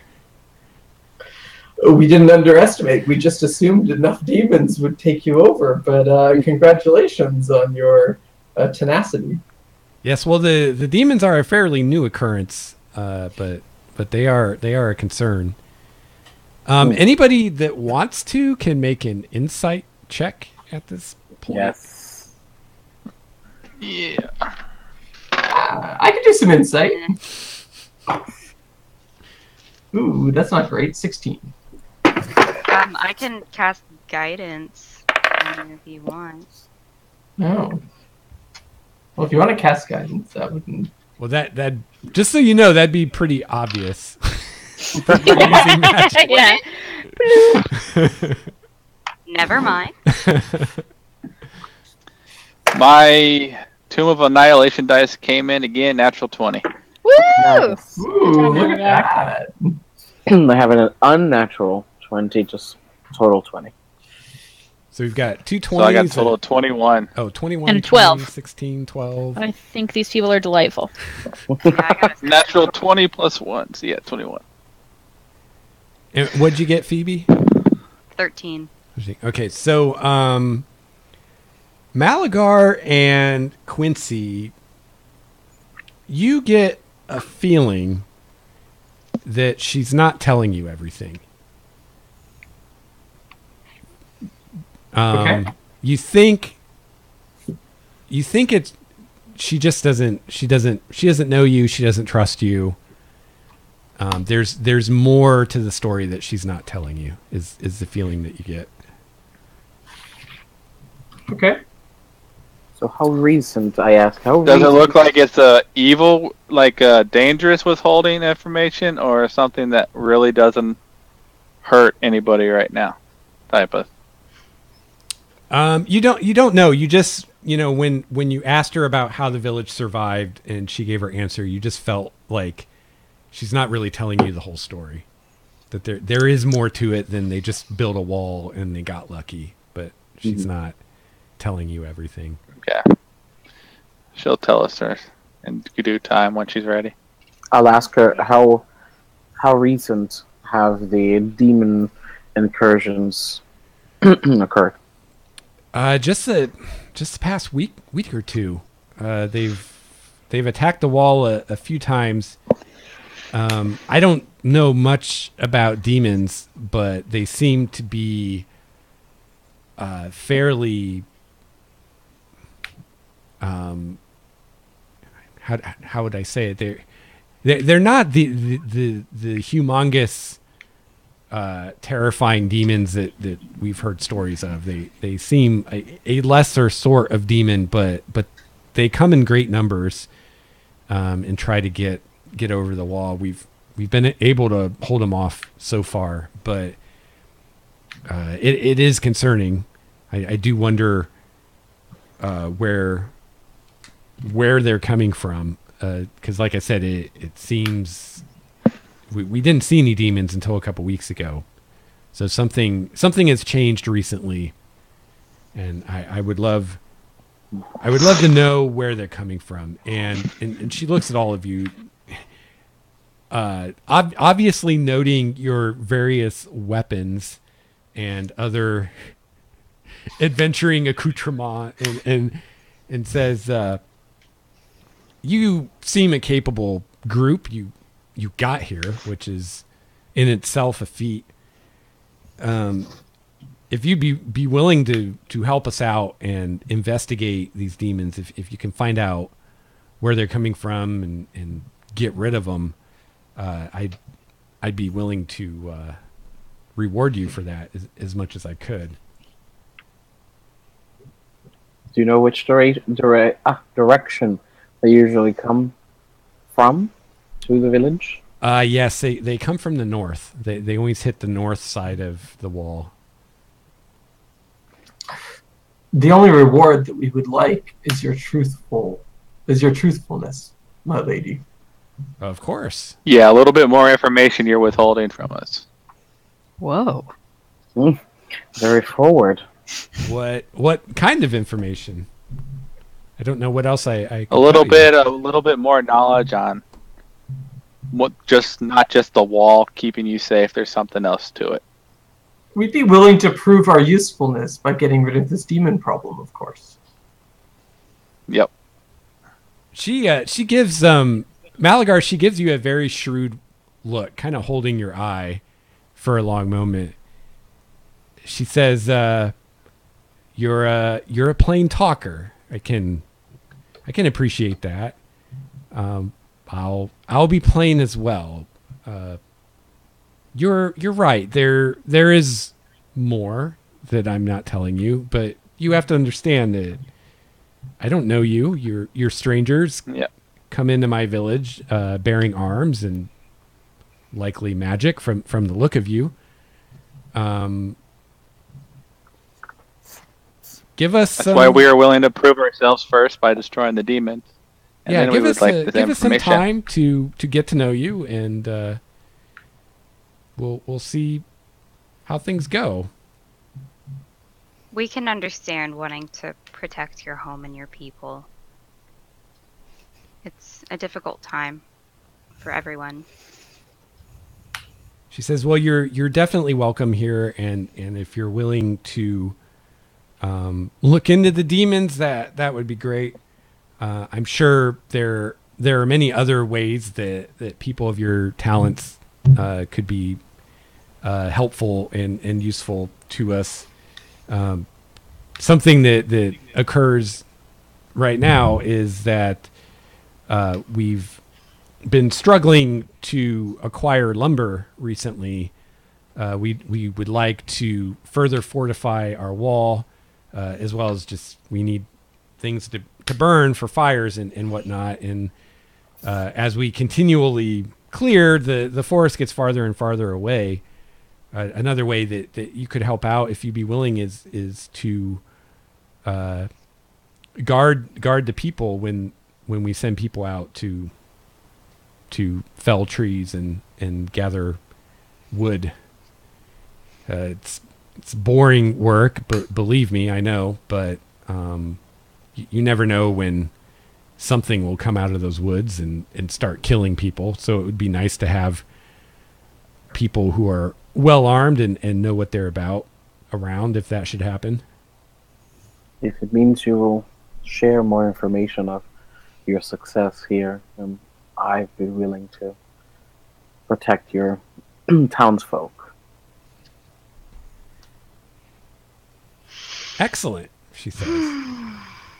Me too. Why not?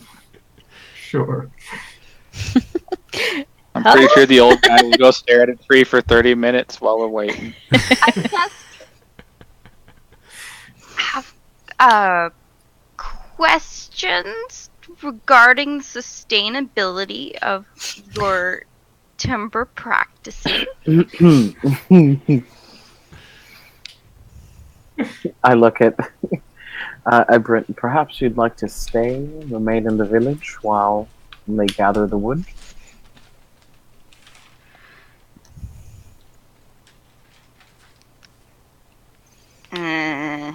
No. I'll come. Maybe you can find some nice felled trees. And plant some more, you know. Oh, don't worry, my dear. There are plenty of trees. I'm sure they need you too.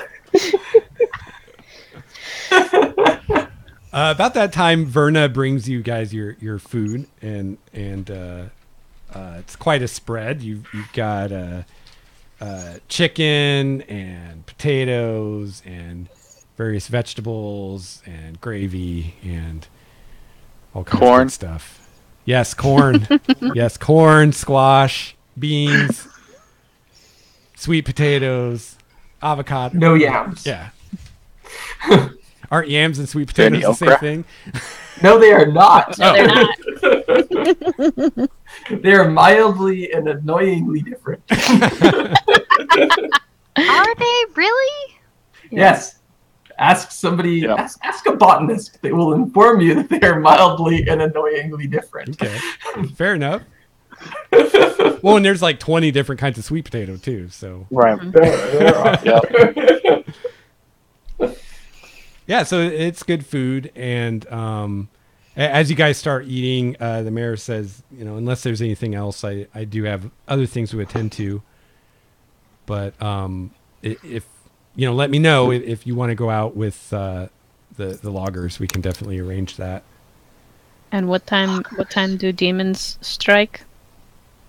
There isn't any pattern to it that we've been able to see. The last one was about 5 days ago. They came in the middle of the night. They usually come at night. Logging, I assume, is during day. Yes. Okay.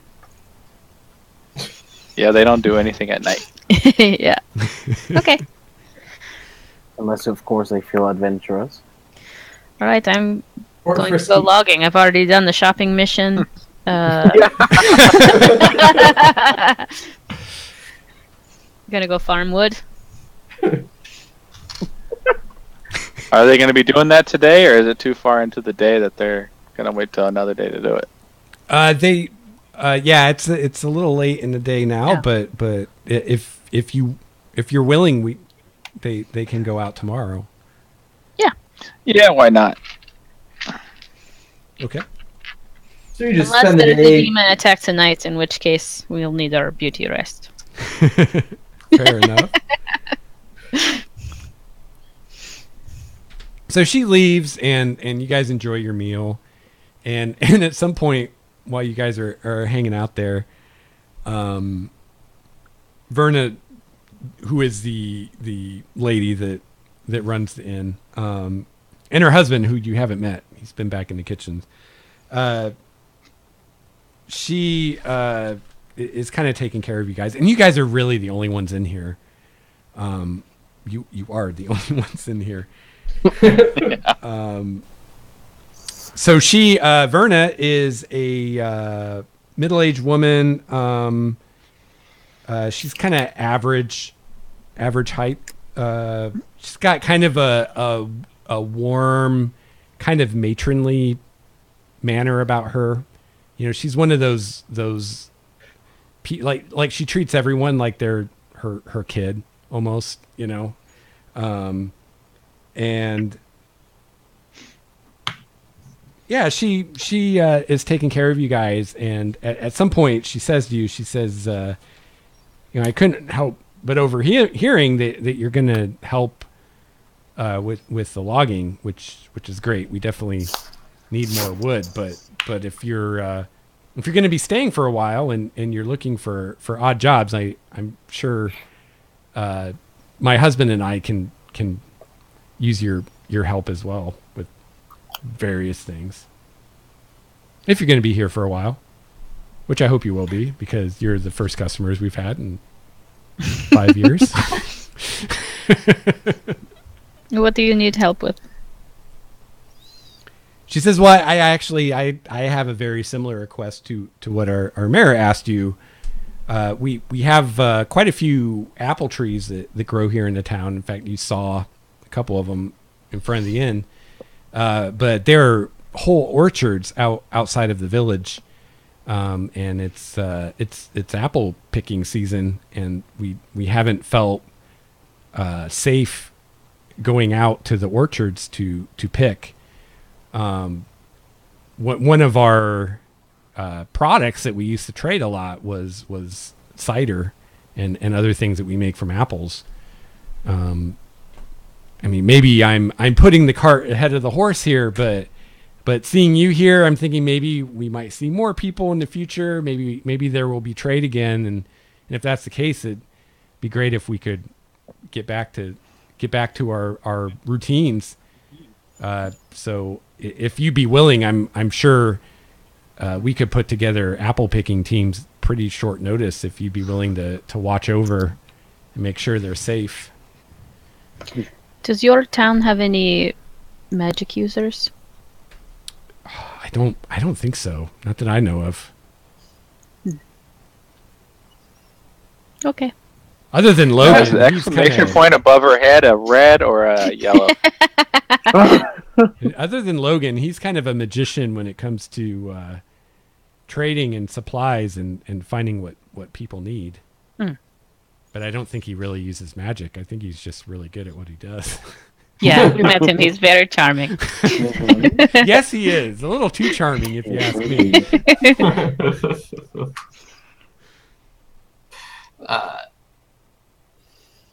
Well, we have logging, we have apples, we have demons. And there's another thing. Oh. While if you leave the village while you're out and about, because we pretty much we don't go out much anymore. There's a lot of things we used to get from the surrounding forests that we can't get anymore. Things like berries, nuts, mushrooms, various herbs that we use for medicinal purposes, just fish, all kinds of things like that we used to forage from the land. So I spoke with Brahm, my husband, and if you find anything like that, we would be happy to purchase it from you. And if you find more than what we can use, I'm sure Logan would be happy to take any surplus off your hands and get it to various people in the village that might want it. Foraging is You one can of the help with things that? I do best. See, perhaps we can all find something to do in this excursion. Apparently. And that is all the quests this particular NPC has for you. Come back, it starts repeating this script over again. Yes. It says Farming repeatable every 30 days. Yeah. Farm mushrooms. Ding. Oh yeah, All I right. forgot to ask you for the 10 goblin canines. Thank you. And the fact that goblins only have canines about 50% of the time, despite. right. It's a pretty low drop rate, Yeah. actually. Oh god. So I What? hate that. time- Wolves don't have eyes. Time is it in game world? By now, it's probably late afternoon, early evening. So too late to set out on any sort of foraging missions. So we should just get drunk and call it a night. Here. Get drunk. I've already been drunk. Well, you know what I mean, Malagar. Let everyone else get as drunk as you and I are. If you guys want to Start get my day off drinking. rooms here, they're 8 silver per night Each. for rooms. Yeah. How many people can be in a room? How many rooms do they have? Well, that's assuming that you're getting a room by yourself. They do have rooms, where if more than one of you wanted to stay in a room together. Yeah, I they- would like cheap accommodation. I save my money for herbs and alchemy supplies. So I'll share a room with someone or a bunk room or sleep in the stables. I don't care. Fear. Larissa wouldn't mind rooming with Fear. All right. We'll Okay. compare outfits. So then Yes. it's basically 8 silver for the one room. So you guys Okay. would be like 4. Four per And silver. perhaps Malagar and I can play for them to To get some patronage from the local. yeah. Yeah. You can try. Yes. One night only, Malagar and Larissa. Yeah. Let's actually take a break real quick. I have to Sure. take a bio break. Right. Take 5. Okay. That's good.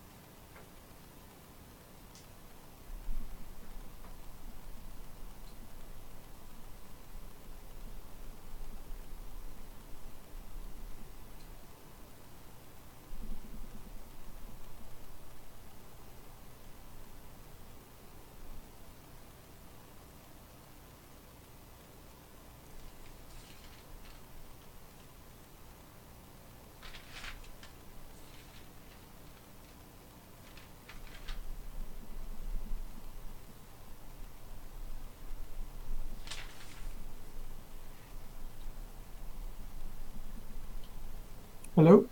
Hello. Hello. Sorry, my connection died. Oh no. But we found it. Yeah, you were frozen for a while. Yeah. That would be my dead connection. But, oh well. Chat room's quiet tonight. Yep. Is there anybody in there other than us? I don't think so. It's showing there is 4 people watching now. Oh, that's too bad.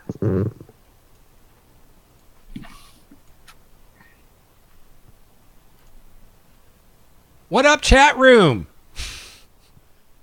Look alive!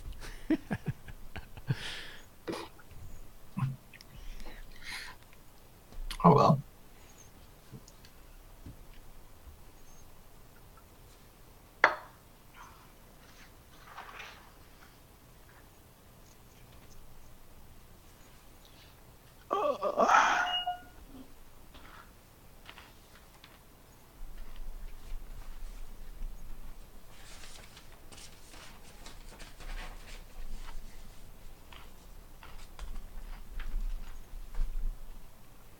So you guys are planning just to chill for the rest of the day?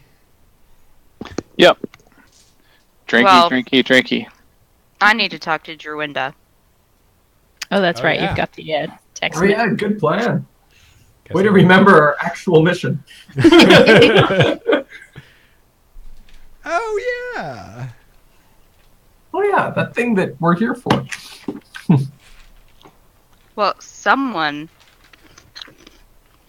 has to.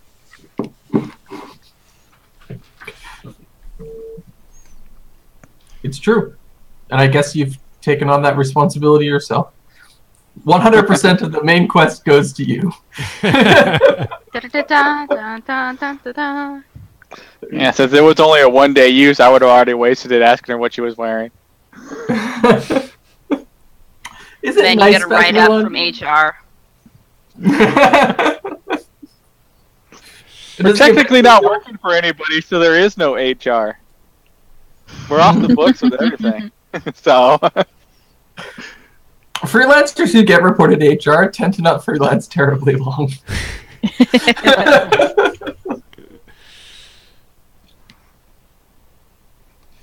So What is it with bards? when do you want to do that, Phoebe? right meow.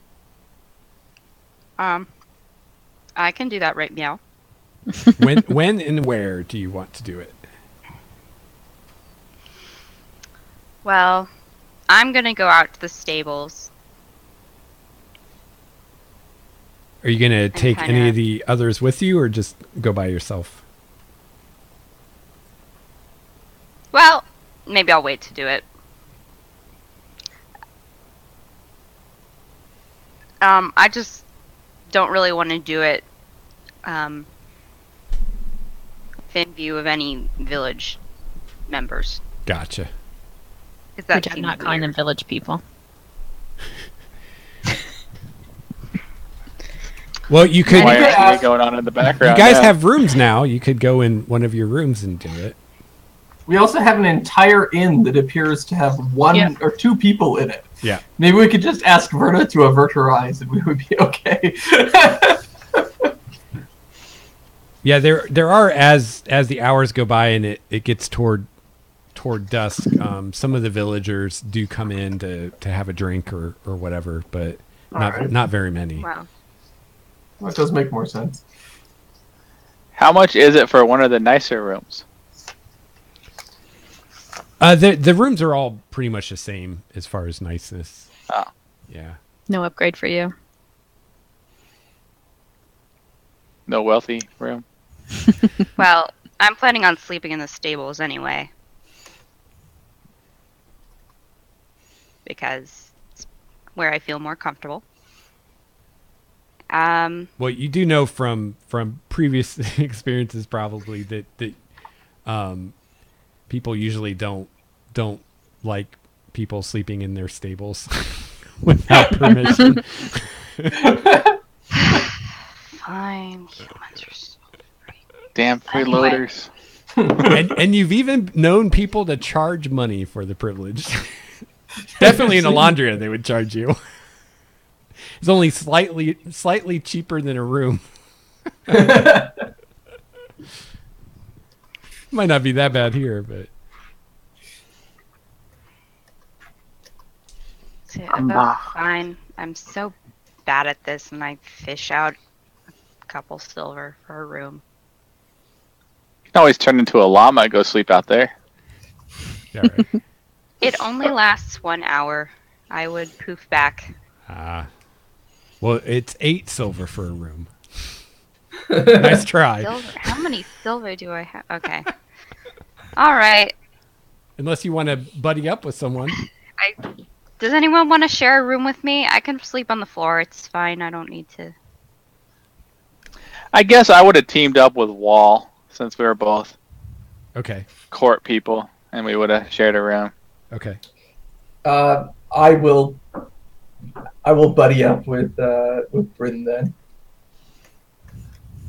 Anytime to take an opportunity Co-ed. to discuss greater.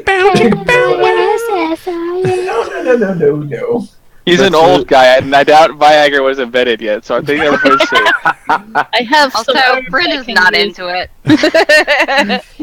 You know if I want some herbs. But what were you? You wanted to take an opportunity to talk about what? Dianara. Well, you can actually sure. have a moment to discuss Dianara and her awesomeness. In private. It's like, I guess I'm a cleric of Dianara, so it kind of makes sense that I have a high You guys opinion. make like the secret signs to each other and stuff. Yeah, in your room. Do the secret handshake. Secret handshake. It's a little bow and arrow. You guys can't be in our club. All right. Like we're like super initiates, so we're really excited, but don't really know anything. All right. You want to split the cost for a room then? Sure. Were we able to perform for a discount?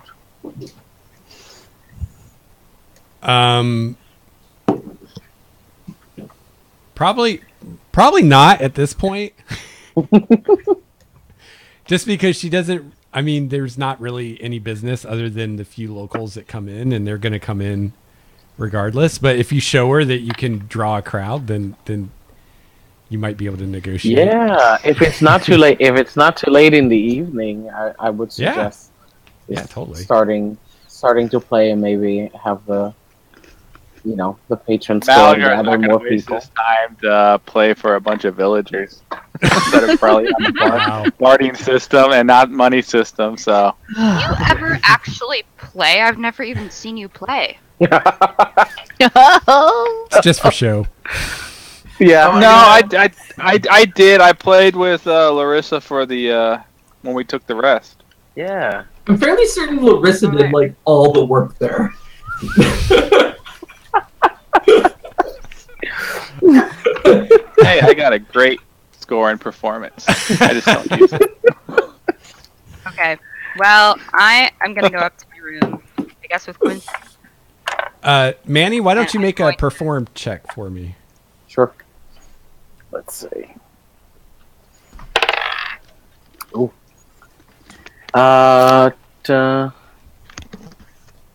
13. Okay. Yeah, I have a +5 in performance. You don't. I mean, you don't really know how much patronage this place normally gets. You definitely don't feel like you drew a huge crowd or anything. However, the ones that are there enjoy what you're doing, and they a few of them actually tip you. Oh. So you make a little coin. Good. You make a total of 14 silver pieces, Whoa. which Okay, coming from a clever. bunch of farmers and herdsmen is actually pretty good. Yeah. They're so desperate for any sort of entertainment. Yeah, they don't get a lot Yeah. of It's almost a that's gold true. and a half. They're sick of Bob's 3 folk songs over and over again. Sorry, Bob. Who wants to hear a Tinker Tanner again? Nobody. Fuck off. Throwing rocks at the town drunk, that gets boring after a while. So, I will take out my stone. Is anyone with you, or are you by yourself? Quincy, are you with me? Sure, I'll be with you. Okay. You take out the Anything to stone. get away from the parts. And it's kind of like the cultists leave on their own. it's like a conference call, so anyone nearby can hear what she says through the stone. So It's like any conference call I've been in. About half the people nearby can hear about 2/3 of the words. yeah, you have to compare notes to get the whole thing. Yeah.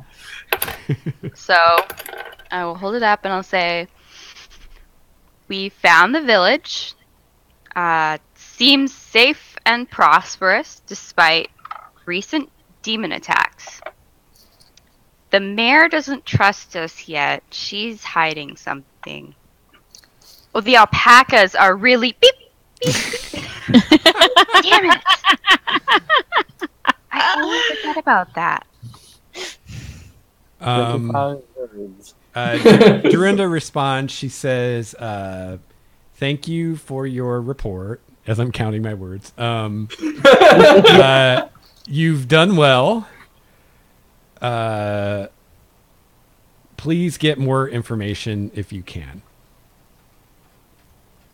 Carry on.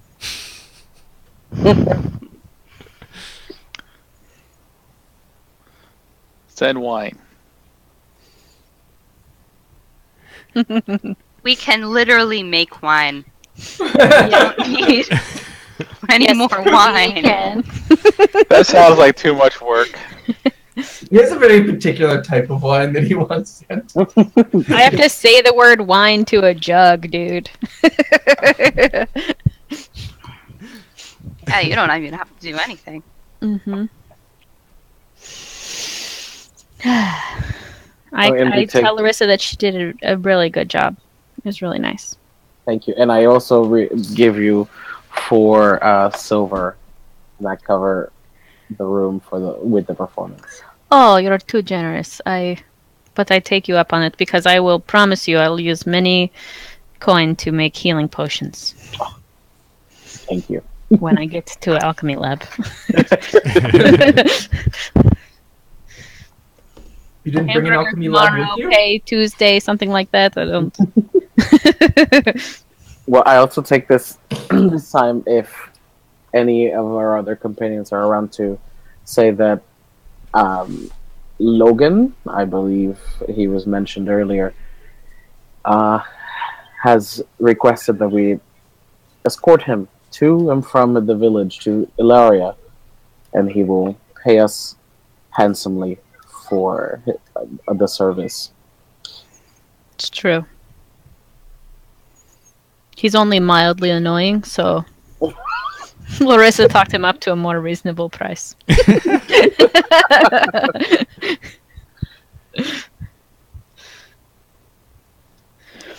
The fine art of bartering. Yes. You can be on my negotiation team anytime. So I guess Quincy and I are talking Dayanara. Woohoo! We're having a great time talking Dayanara.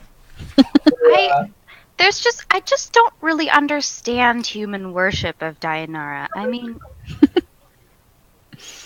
you guys seem so focused on just the hunting aspect. Well, what do you focus on? She is the goddess of the hunt. It seems like it's kind of written in the tin. Well, we call her the Lady of the Wilds. I mean, surely she's definitely hunt is definitely part of it, but foraging, Isn't that forest. just hunting for other things, other than living things? What's the difference between foraging and hunting, other than what your quarry is? Well, one is less deathy. Would you say that killing a plant is different than killing an animal? Not necessarily. I mean, we're just very careful about how much we take. That is fair. That is fair. One should never take more than they require. Life and death are like, two sides of the same coin, and sometimes I worry that humans don't really understand that. Many don't. Many take more give than they back. give. It's true. It's one of the things that we need to teach the people. Teach humanity to be more aware of their of the cost of what they the cost of their lifestyle and their being. You're not so bad for a human, Quincy. Well, thank you. You're not so I bad for a know. furball, I assume.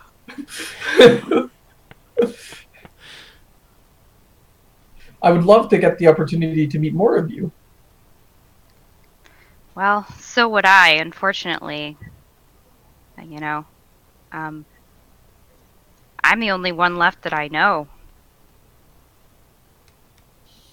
It's what a burden to bear. It gets lonely, That makes sense. but I I do figured- remember reading history books of Furball society from almost 3,000 years ago that was very interesting. oh, really? It's written down? Well, it was written down in an account of somebody who knew of a friend who talked about it at one point, and then passed down a Well, few that- generations. Well, see, the thing is that most of our history is oral and was passed down through songs, but I mean, our bard kind of died, so.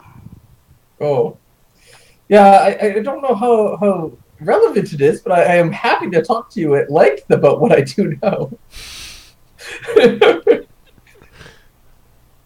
You know what? Sure.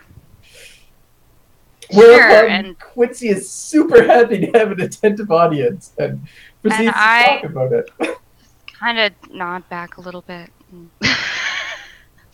He's quite happy with And this. he gives you word for word out of the the book. Out of a textbook, yes. No It's paraphrasing. A completely accurate history of Furball's song. It's quite inaccurate, but it works. Had you guys retired into your rooms to have this conversation? Yes, Or- we have. We've been in the Okay. room for the entire Yeah. time. Yeah. Occasionally, I'll just be like, "No, we don't do that." Yeah. Whereupon Quincy takes notes and writes it down and asks annoyingly historical questions that has no real bearing on actual Furball society at this point. Yeah, I don't know. That was kind of before my time. Oh, such a shame. Such a shame. And then he continues to talk about ancient Furballs. Would there be a society of quasi Furball type creatures that could be kind of easily confused for Furballs? Well, we are giantkin.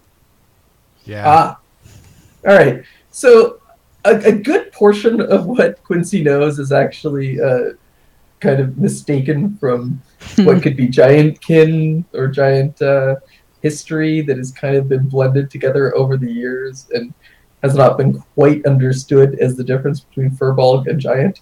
No. Those are Goliaths. We don't do ritual beheadings. Oh.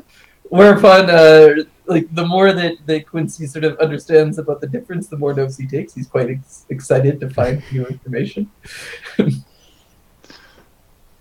The most note takers I've ever had in a campaign, as far as the actual characters. I've got my ears to the wall.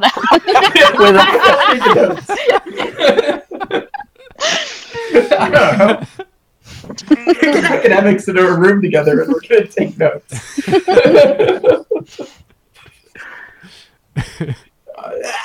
I'm assuming that this can go on for quite a lengthy period of time. That Yeah, we can. it kind of removes most of the players. So, yeah. Quincy finds more information. Bryn is confused at why humans are confusing Humans things. are weird. Humans And are weird. it's like, no, those are ogres. How could you possibly think that we... You know what? Just whatever. There we go. Every once in a while, Winston will, of course, argue his point, despite the lack from a historical background, quoting scholars who have probably never met a furbolg in order to, strengthen his argument. But No, please tell me more about how I don't understand my own culture. yes. That is absolutely the point. All right. Willing to learn, but willing to argue. What's Fear doing while all this is going on? I hung out with Larissa during her show. Okay. Down in the common area, and I drank some ale, and I'll go back up to the room afterwards and just prepare my spells for the next day and hang out. Okay. Larissa, anything you want to do? I'll go up to Verna and just leave her a note to, if something happens, find the furbolg and the human first. Okay. Good to know. I mean, you guys know we're up in our room, right? Yeah. I just want Alright. my beauty sleep. Don't wake me up. Yeah. Wake them Yeah. up. Only waking up is like a big deal. Yeah, exactly. we wanna sleep the full 8 hours. Malagar, what are you up to? Malagar is downstairs drinking all night with the villagers and learning their drinking songs. Okay. I'd also like to cast Detect Magic as a ritual and Ooh. see if there's any shenanigans in our room. Oh, in your room? Very nice. Yeah, you don't see anything magical in your room. And I'll wander downstairs as well to do Okay. the same. Yeah, you don't see anything magical other than what you guys have with you. Okay. But you do get a good gander at the magic items that the various party members have. That's true. I'll just stash that in my memory files, and I'll go back up to sleep. So Steve, I'll let you decide how much you drink. Are you drinking wine or ale? Wine. Wine. All right. So they've got the kind of the normal wine that they sell for 2 silver a pitcher, and then they've got the good stuff that they sell for 10 gold a bottle. So I'll let you decide how much of what I'm drinking I'm drinking a couple pitchers of the normal stuff. Okay. Yeah, that's definitely enough to tie one on. Yeah. It's demon. Feeling a little bit here, letting some of the villagers drink with me there. Yeah. Basically interacting, kind of making a rapport with the villagers, and Okay. at the same time as drinking. Interestingly, the wine There's a actually, method to my drunken madness. the wine seems to actually come from Elandria, so it's probably wine you've had before, Okay. which also means it's kind of old, but it's still good. It's marked up. I start asking questions while I'm during the drinking about the village and how they've survived, and if there's anything that they might kind of spill out in there while they're drinking. Okay. Let's see. Make a persuasion check. What is that? That is 18 plus 7. Okay. So you don't really make much progress. You kind of hear the same thing over and over again. You know, they talk about the wall. They talk about being lucky. They talk about, you know, they always have people on the wall with bows and whatnot. Some people think the gods have blessed them and stuff like that. But there's a particular gentleman. He's actually, you find out he's one of the guards. His name is Joran. That you talk with for a while, and he's getting pretty sloshed, and he lets something slip that very obviously he was not supposed to say, because he gets this horrified look on his face once he realizes what he just said to you. He just mentions a deal. He says something about the deal that we made, and then like about shits himself when he realizes what he just said and gets this horrified look and leaves. I continue with the conversation like I didn't even hear it. Okay. Well, he like not long after that he leaves and like he's very uncomfortable. Seems very afraid that you heard what he said and seems to be looking around like very afraid that someone else heard him say that to you. Okay. But no one else really seems to be paying you guys any attention. You don't think anyone else heard him say it. Okay. I just kind of look around like, why? Then I lean over to someone nearby. Why did you leave? We're having fun drinking. Yeah, he never could hold his drink. It's probably Continuing on like I didn't hear what he said. he's probably got his head in a horse trough out there.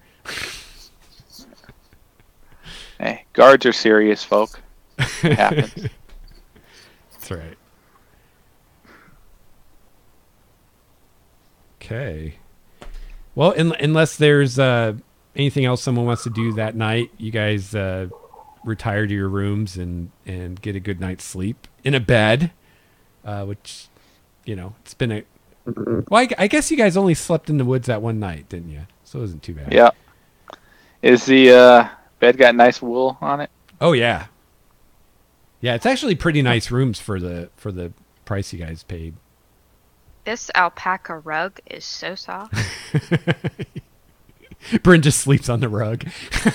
Yes. That's what I said I was gonna do.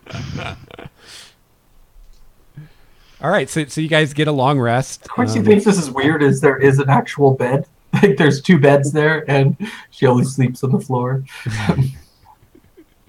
We'll move on. It's better for the back. Or the fact that she's so tall she might have her legs hanging off the end of the bed. That is definitely a factor. And I deal with that factor in real life, so it is irritating. Yeah, my boyfriend deals with that. They don't make things very big for around for people who are 6'6". 6'6", damn. Holy cow. That is very tall. Yep. Colby's 6'3". You should look at being shorter.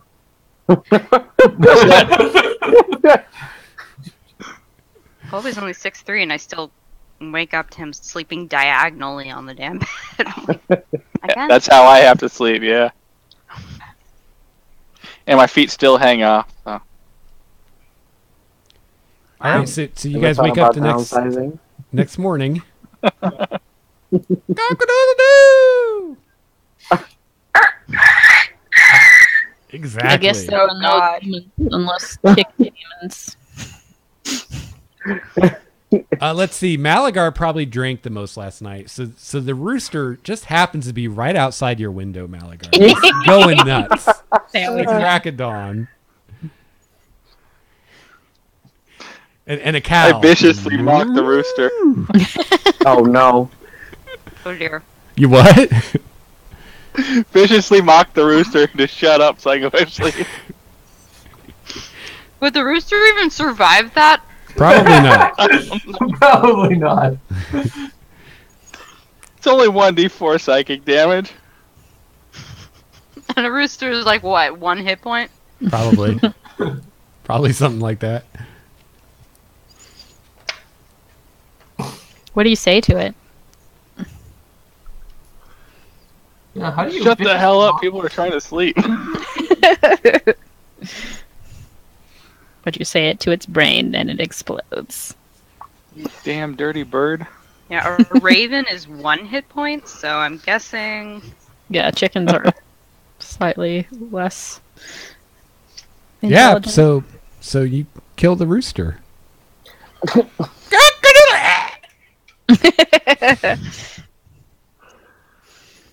The demons got it.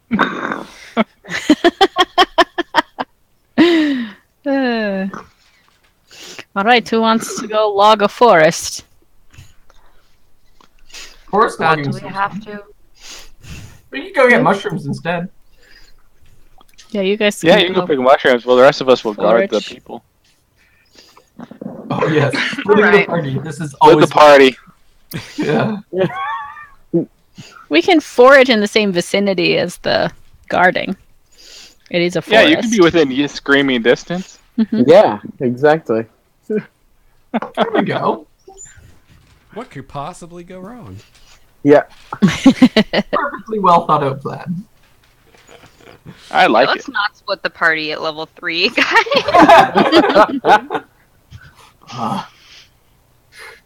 What is Why? life? It's easier to run away from level 3 monsters than it is to run away from level 15 monsters. That is true. That assumes, of course, that Lex would only put either level 3 or level 15 against us. Mhm. I'm just saying, when you get around the 15-ish, they usually have some kind of epic abilities, and then He uses his legendary action to fuck.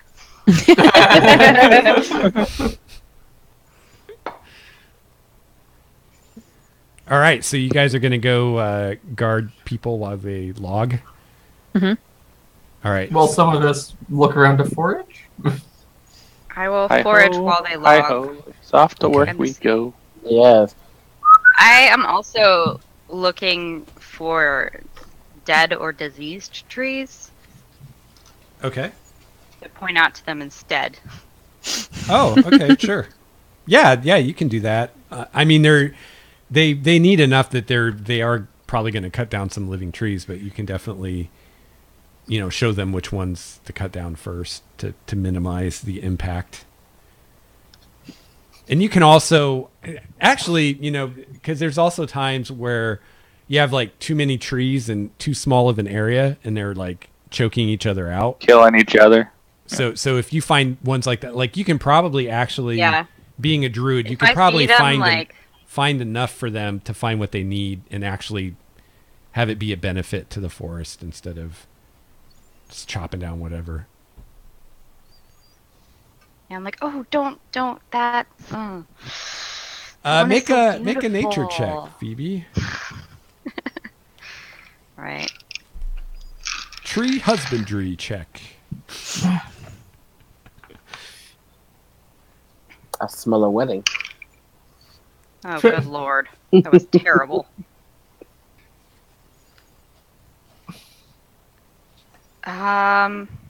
Maybe Quincy can help as he was forwarded as well. I'm gonna cast guidance on myself. I can help. Well, you have to do guidance before the thing, Yeah. not after. Not necessarily. Yes, necessarily. What? Because the Okay. roll has to happen within the minute of after you cast it, Yep. rather than required. Can I- I have studied It's trees. Do you cantrip. need some Can I help? have guided myself before the roll? Because I rolled a natural 3. Like, Well, what'd you roll? Total. I rolled a natural 3. What'd you roll total? It doesn't matter what you rolled on the die. Okay. Okay, fine.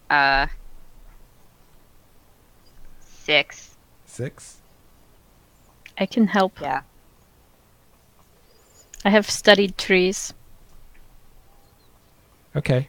Okay, good. So, I'm not really that familiar with the trees in this area. so you can roll again, Phoebe, and have it. You have advantage. Yeah, basically Okay. do your advantage roll. Okay, that's much better. 18. Okay. And I'm trying to find. Didn't you You have a thing, Phoebe, where you can just find food automatically, don't you? From something Oh, yeah. or somewhere? No, that's part of my Outlander ability. Outlander? Yeah, I can read it. I can find food and fresh water for myself and up to 5 other people each day. Okay. Okay, cool. And that's without a roll. Awesome. Yep, that's just innate. All right. So that roll is definitely good enough that you're able to find plenty of either dead or dying or diseased trees, or trees that are not in a good spot where they're going to grow well, to satisfy the loggers that they have plenty of trees to cut down without having to cut down any healthy trees or Now, I anything like want that. you guys to think about this. Learn how to do this for yourself, because I think it will really help you with sustainability and the forest in the long run. You don't want to, worry about exhausting your resources when you're stuck in one area. And yeah, City folk always telling country folk what they should do. Think they know better. With your fancy degrees.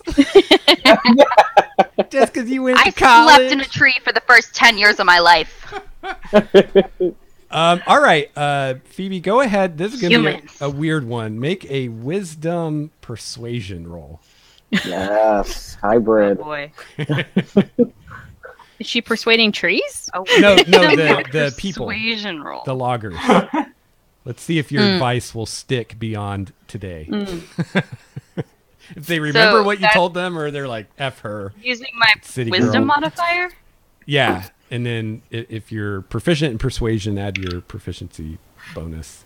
I am certainly not. Oh. 15. Okay. Yeah, you actually see them like taking in your words and nodding to themselves, and one of them mentioned something to the effect that this would actually, in the long run, probably save them work, because they wouldn't have to keep going farther and farther away from the village to find trees to log if they didn't cut them all down all at once. And so you think you actually got through to some of them. Some of the smarter such a ones, much better practice. which seem to be the ones that are in charge. So that's good. It keeps the game close, it provides cover. It's just so much better.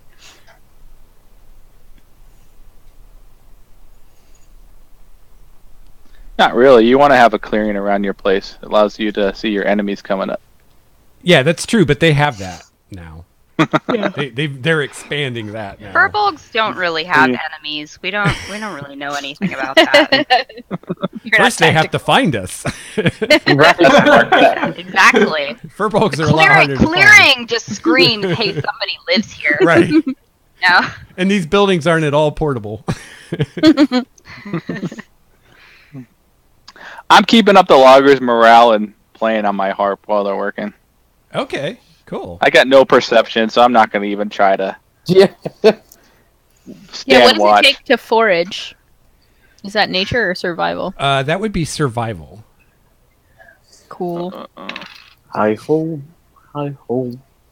it's off to work we go.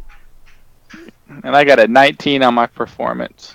Nice. Oh, hi ho. Yeah, you're actually they're actually a little more efficient because they start like swinging their axes to the rhythm of your song.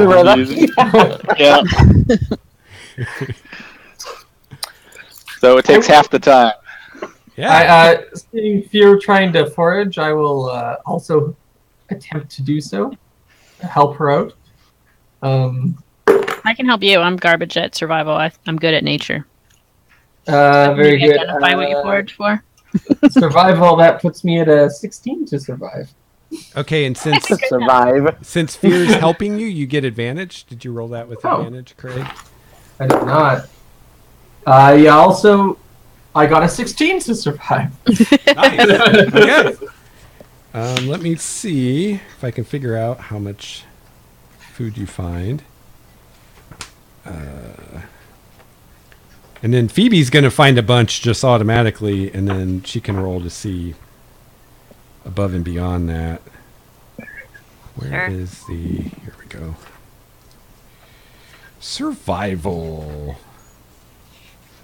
One cannot live on alpaca cheese alone. Says who? Sounds gross. Well, they do have cows, so they can have cow cheese. Survival. Let's see. Not in my head. It is all alpacas. You said alpacas. That's it.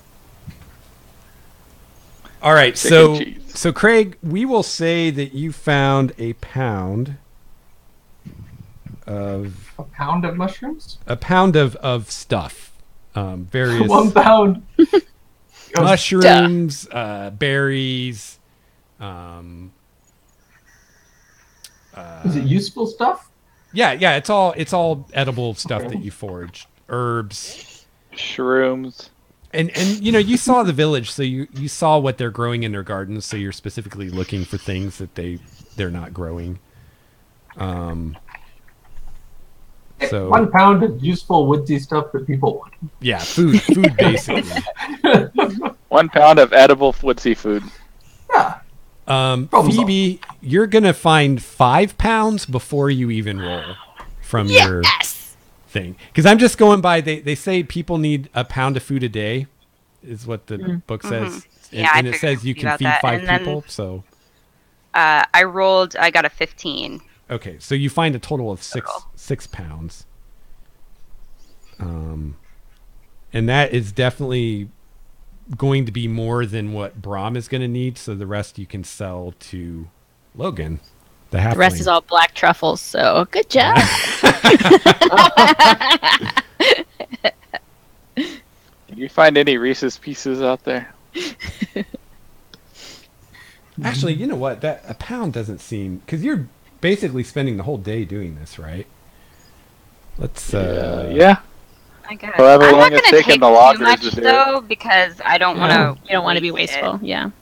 I don't want to deplete the resources of the forest.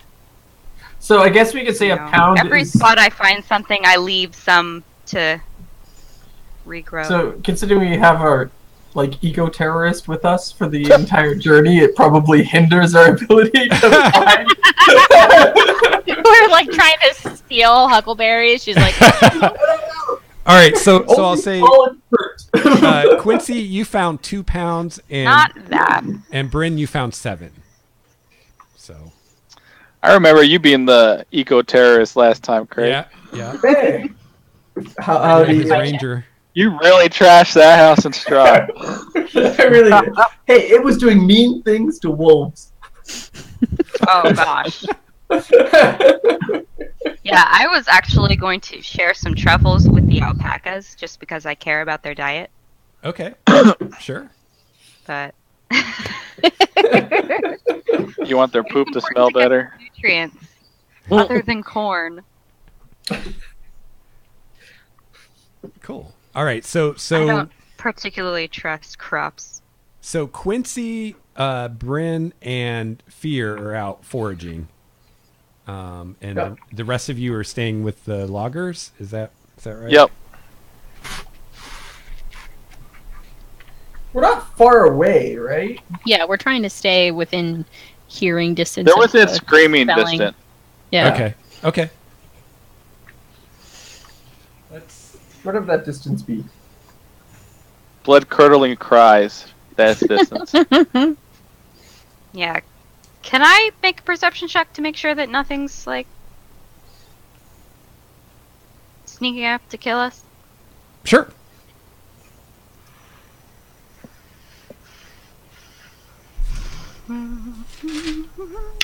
I'd like to climb a Oh, tree. that was bad. God, why do I even bother? Well, You're a remember hooker. your passive is the lowest you 15. can get, so you just have a 6 15. plus. Yeah, no. It's just a 15. I'd nothing like to is- be on top of a tree Okay. that's perched. Okay. One that hopefully they're not going to cut down. Yeah. not in that dress, you're not, young lady. Yeah, that's a good point. Are you dressed for climbing? Yeah, I don't have a dress on today. Okay, I have. okay. I knew we were getting ourselves into. So I mean, I assume you guys aren't, Constantly or you ladies aren't wearing dresses out when you're doing stuff like this, but I don't. yeah, no. I don't even own dresses. Yeah, right. I don't think dresses are probably a Furbolg thing. Furbolgs are very gender egalitarian Yeah. in my mind. We Yeah. don't really dresses. Yeah. So you didn't craft clothes for women so they can't get away? No bound feet over here. All right. So you guys forage and the rest of you watch. Larissa, or wait, who was playing music for him? No, that was Malagar. Malagar. Yeah, Malagar Yeah. plays music for the loggers, whistle while you work kind of thing. And let's Yeah. see. Let's see if anything interesting happens. Uh-oh. Naturally out in the woods playing music, being loud. Yep, that's what I do. And we're chopping trees and stuff. Chopping trees. Yeah. Yeah. So you guys get through most of the day.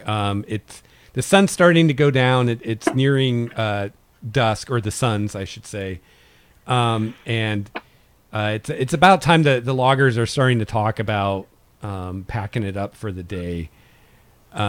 When actually, Larissa, since you're up in a tree, you notice first some forms coming out of the forest nearby, coming your way, moving through the air, but not super high up in the air. They're actually lower than you are in the tree. And Bryn, with your crazy high perception, you notice them as well. And actually, Quincy probably would too, because they're not really trying to be stealthy. You all see. Origin, so he might not. Okay, you see this group of giant wasps coming. I like at the first sight, I just whistle loudly to get everyone's attention. Oh dear. Oh dear. No, not deers. Wasps. Did we work out a whistle for wasps? I can't remember. They're like deers, but with wings and stingers. Yeah. Very complicated whistling system. And the fact that wasps attack people and deers do not. This is true. That's an important distinction. Okay. So these wasps descend. Look like they're coming towards the loggers. And let's see. We've got. I tell the loggers to run. Larissa is up in a tree. And I'm just gonna roll for this. So, Bryn, you are 80 feet away. Fear, you are math 120 feet away. And who else was foraging? Quincy? Quincy, yep. Quincy. Well, that's probably fitting. You are 140 feet away. All right. Yeah, within bow range. Yeah, exactly. The person who doesn't care. The rest of you are pretty much there, except Larissa's up in a tree, and it looks like you've got 6 wasps coming at you, and they seem to be accompanied, and they're like giant wasps. They're like the size of dogs, and kind of swarming around them is a swarm of more normal sized wasps. So you've got the big guys and the little guys coming to harass you, and we'll pick that up in 2 weeks. What? Because we're out of time. Yep. Oh, Yeah. Oh, we're not We next are. week? We're not going? It's Halloween. Halloween. Oh, right. Oh. Thank you. So I have to do some blood rituals that night, so I won't be able to. That is fair. That is fair. I have to make. What, some you can't do it while we're playing? I don't think Phoebe would like me, killing goats on the air. I just don't know. This is Not Halloween. Hey, what? This is Her character and her are different. I was gonna say Phoebe's That fine. is very true. Bran, you gotta look out for. Oh I man, don't know. we've got a Phoebe's monster not now. so keen on killing goats. Man, he's That's such a turned into great a costume, Manny. scarecrow. Good job. It's so scary. Nice. I'm way not to a put it. vegetarian, but I feel bad about it. Oh, I don't. I'll eat bacon all day long. Next had it coming. Yeah, so I wrote down where everybody was, so hopefully I won't lose that. So next time we can just jump in, and hopefully next time Brett will be here. So So we're not all squishy. yeah, Right. I mean, Wall is here. He's just been very quiet. Mm-hmm. He's contemplating life. I mean, I was planning on tanking anyway if we fought, but yeah, you can do because that. I can turn into a bear. So Cool. All right. Phoebe's the off happy tank. Halloween, everybody. Yeah, have a happy Halloween. We'll see you Yeah. in 2 weeks. Yeah, I 2 weeks. love your costume, man. So good. So great. Thank you. Well, have a good night, everybody, and we'll see you later. Yeah, thanks for Yeah, coming, see ya. everyone. Good night. Bye. All right, awesome. So yeah, we will not be here next week for Halloween, but we will be here the following week. So that will be November 7th, 5 p.m. We do this pretty much every Tuesday. This was our third session. So if you're new, you got a couple weeks to get caught up, I guess, and there's not a whole lot to get caught up on as far as game sessions. So this was our third. We've also got videos of our preludes that we did with everyone, as well as an introduction to the setting. And I've also started out putting out kind of DM commentary videos about the campaign as well, called Behind the Screen. So probably we'll put another 1 or 2 of those out in the next couple weeks in the interim. And to answer Jerome's question, that would be Great Dane, not Terrier. I could say something about real dogs, but I won't. But thanks for everyone who watched, and hope you all have a great Halloween next week. And we'll see you in 2 weeks. Thanks for watching.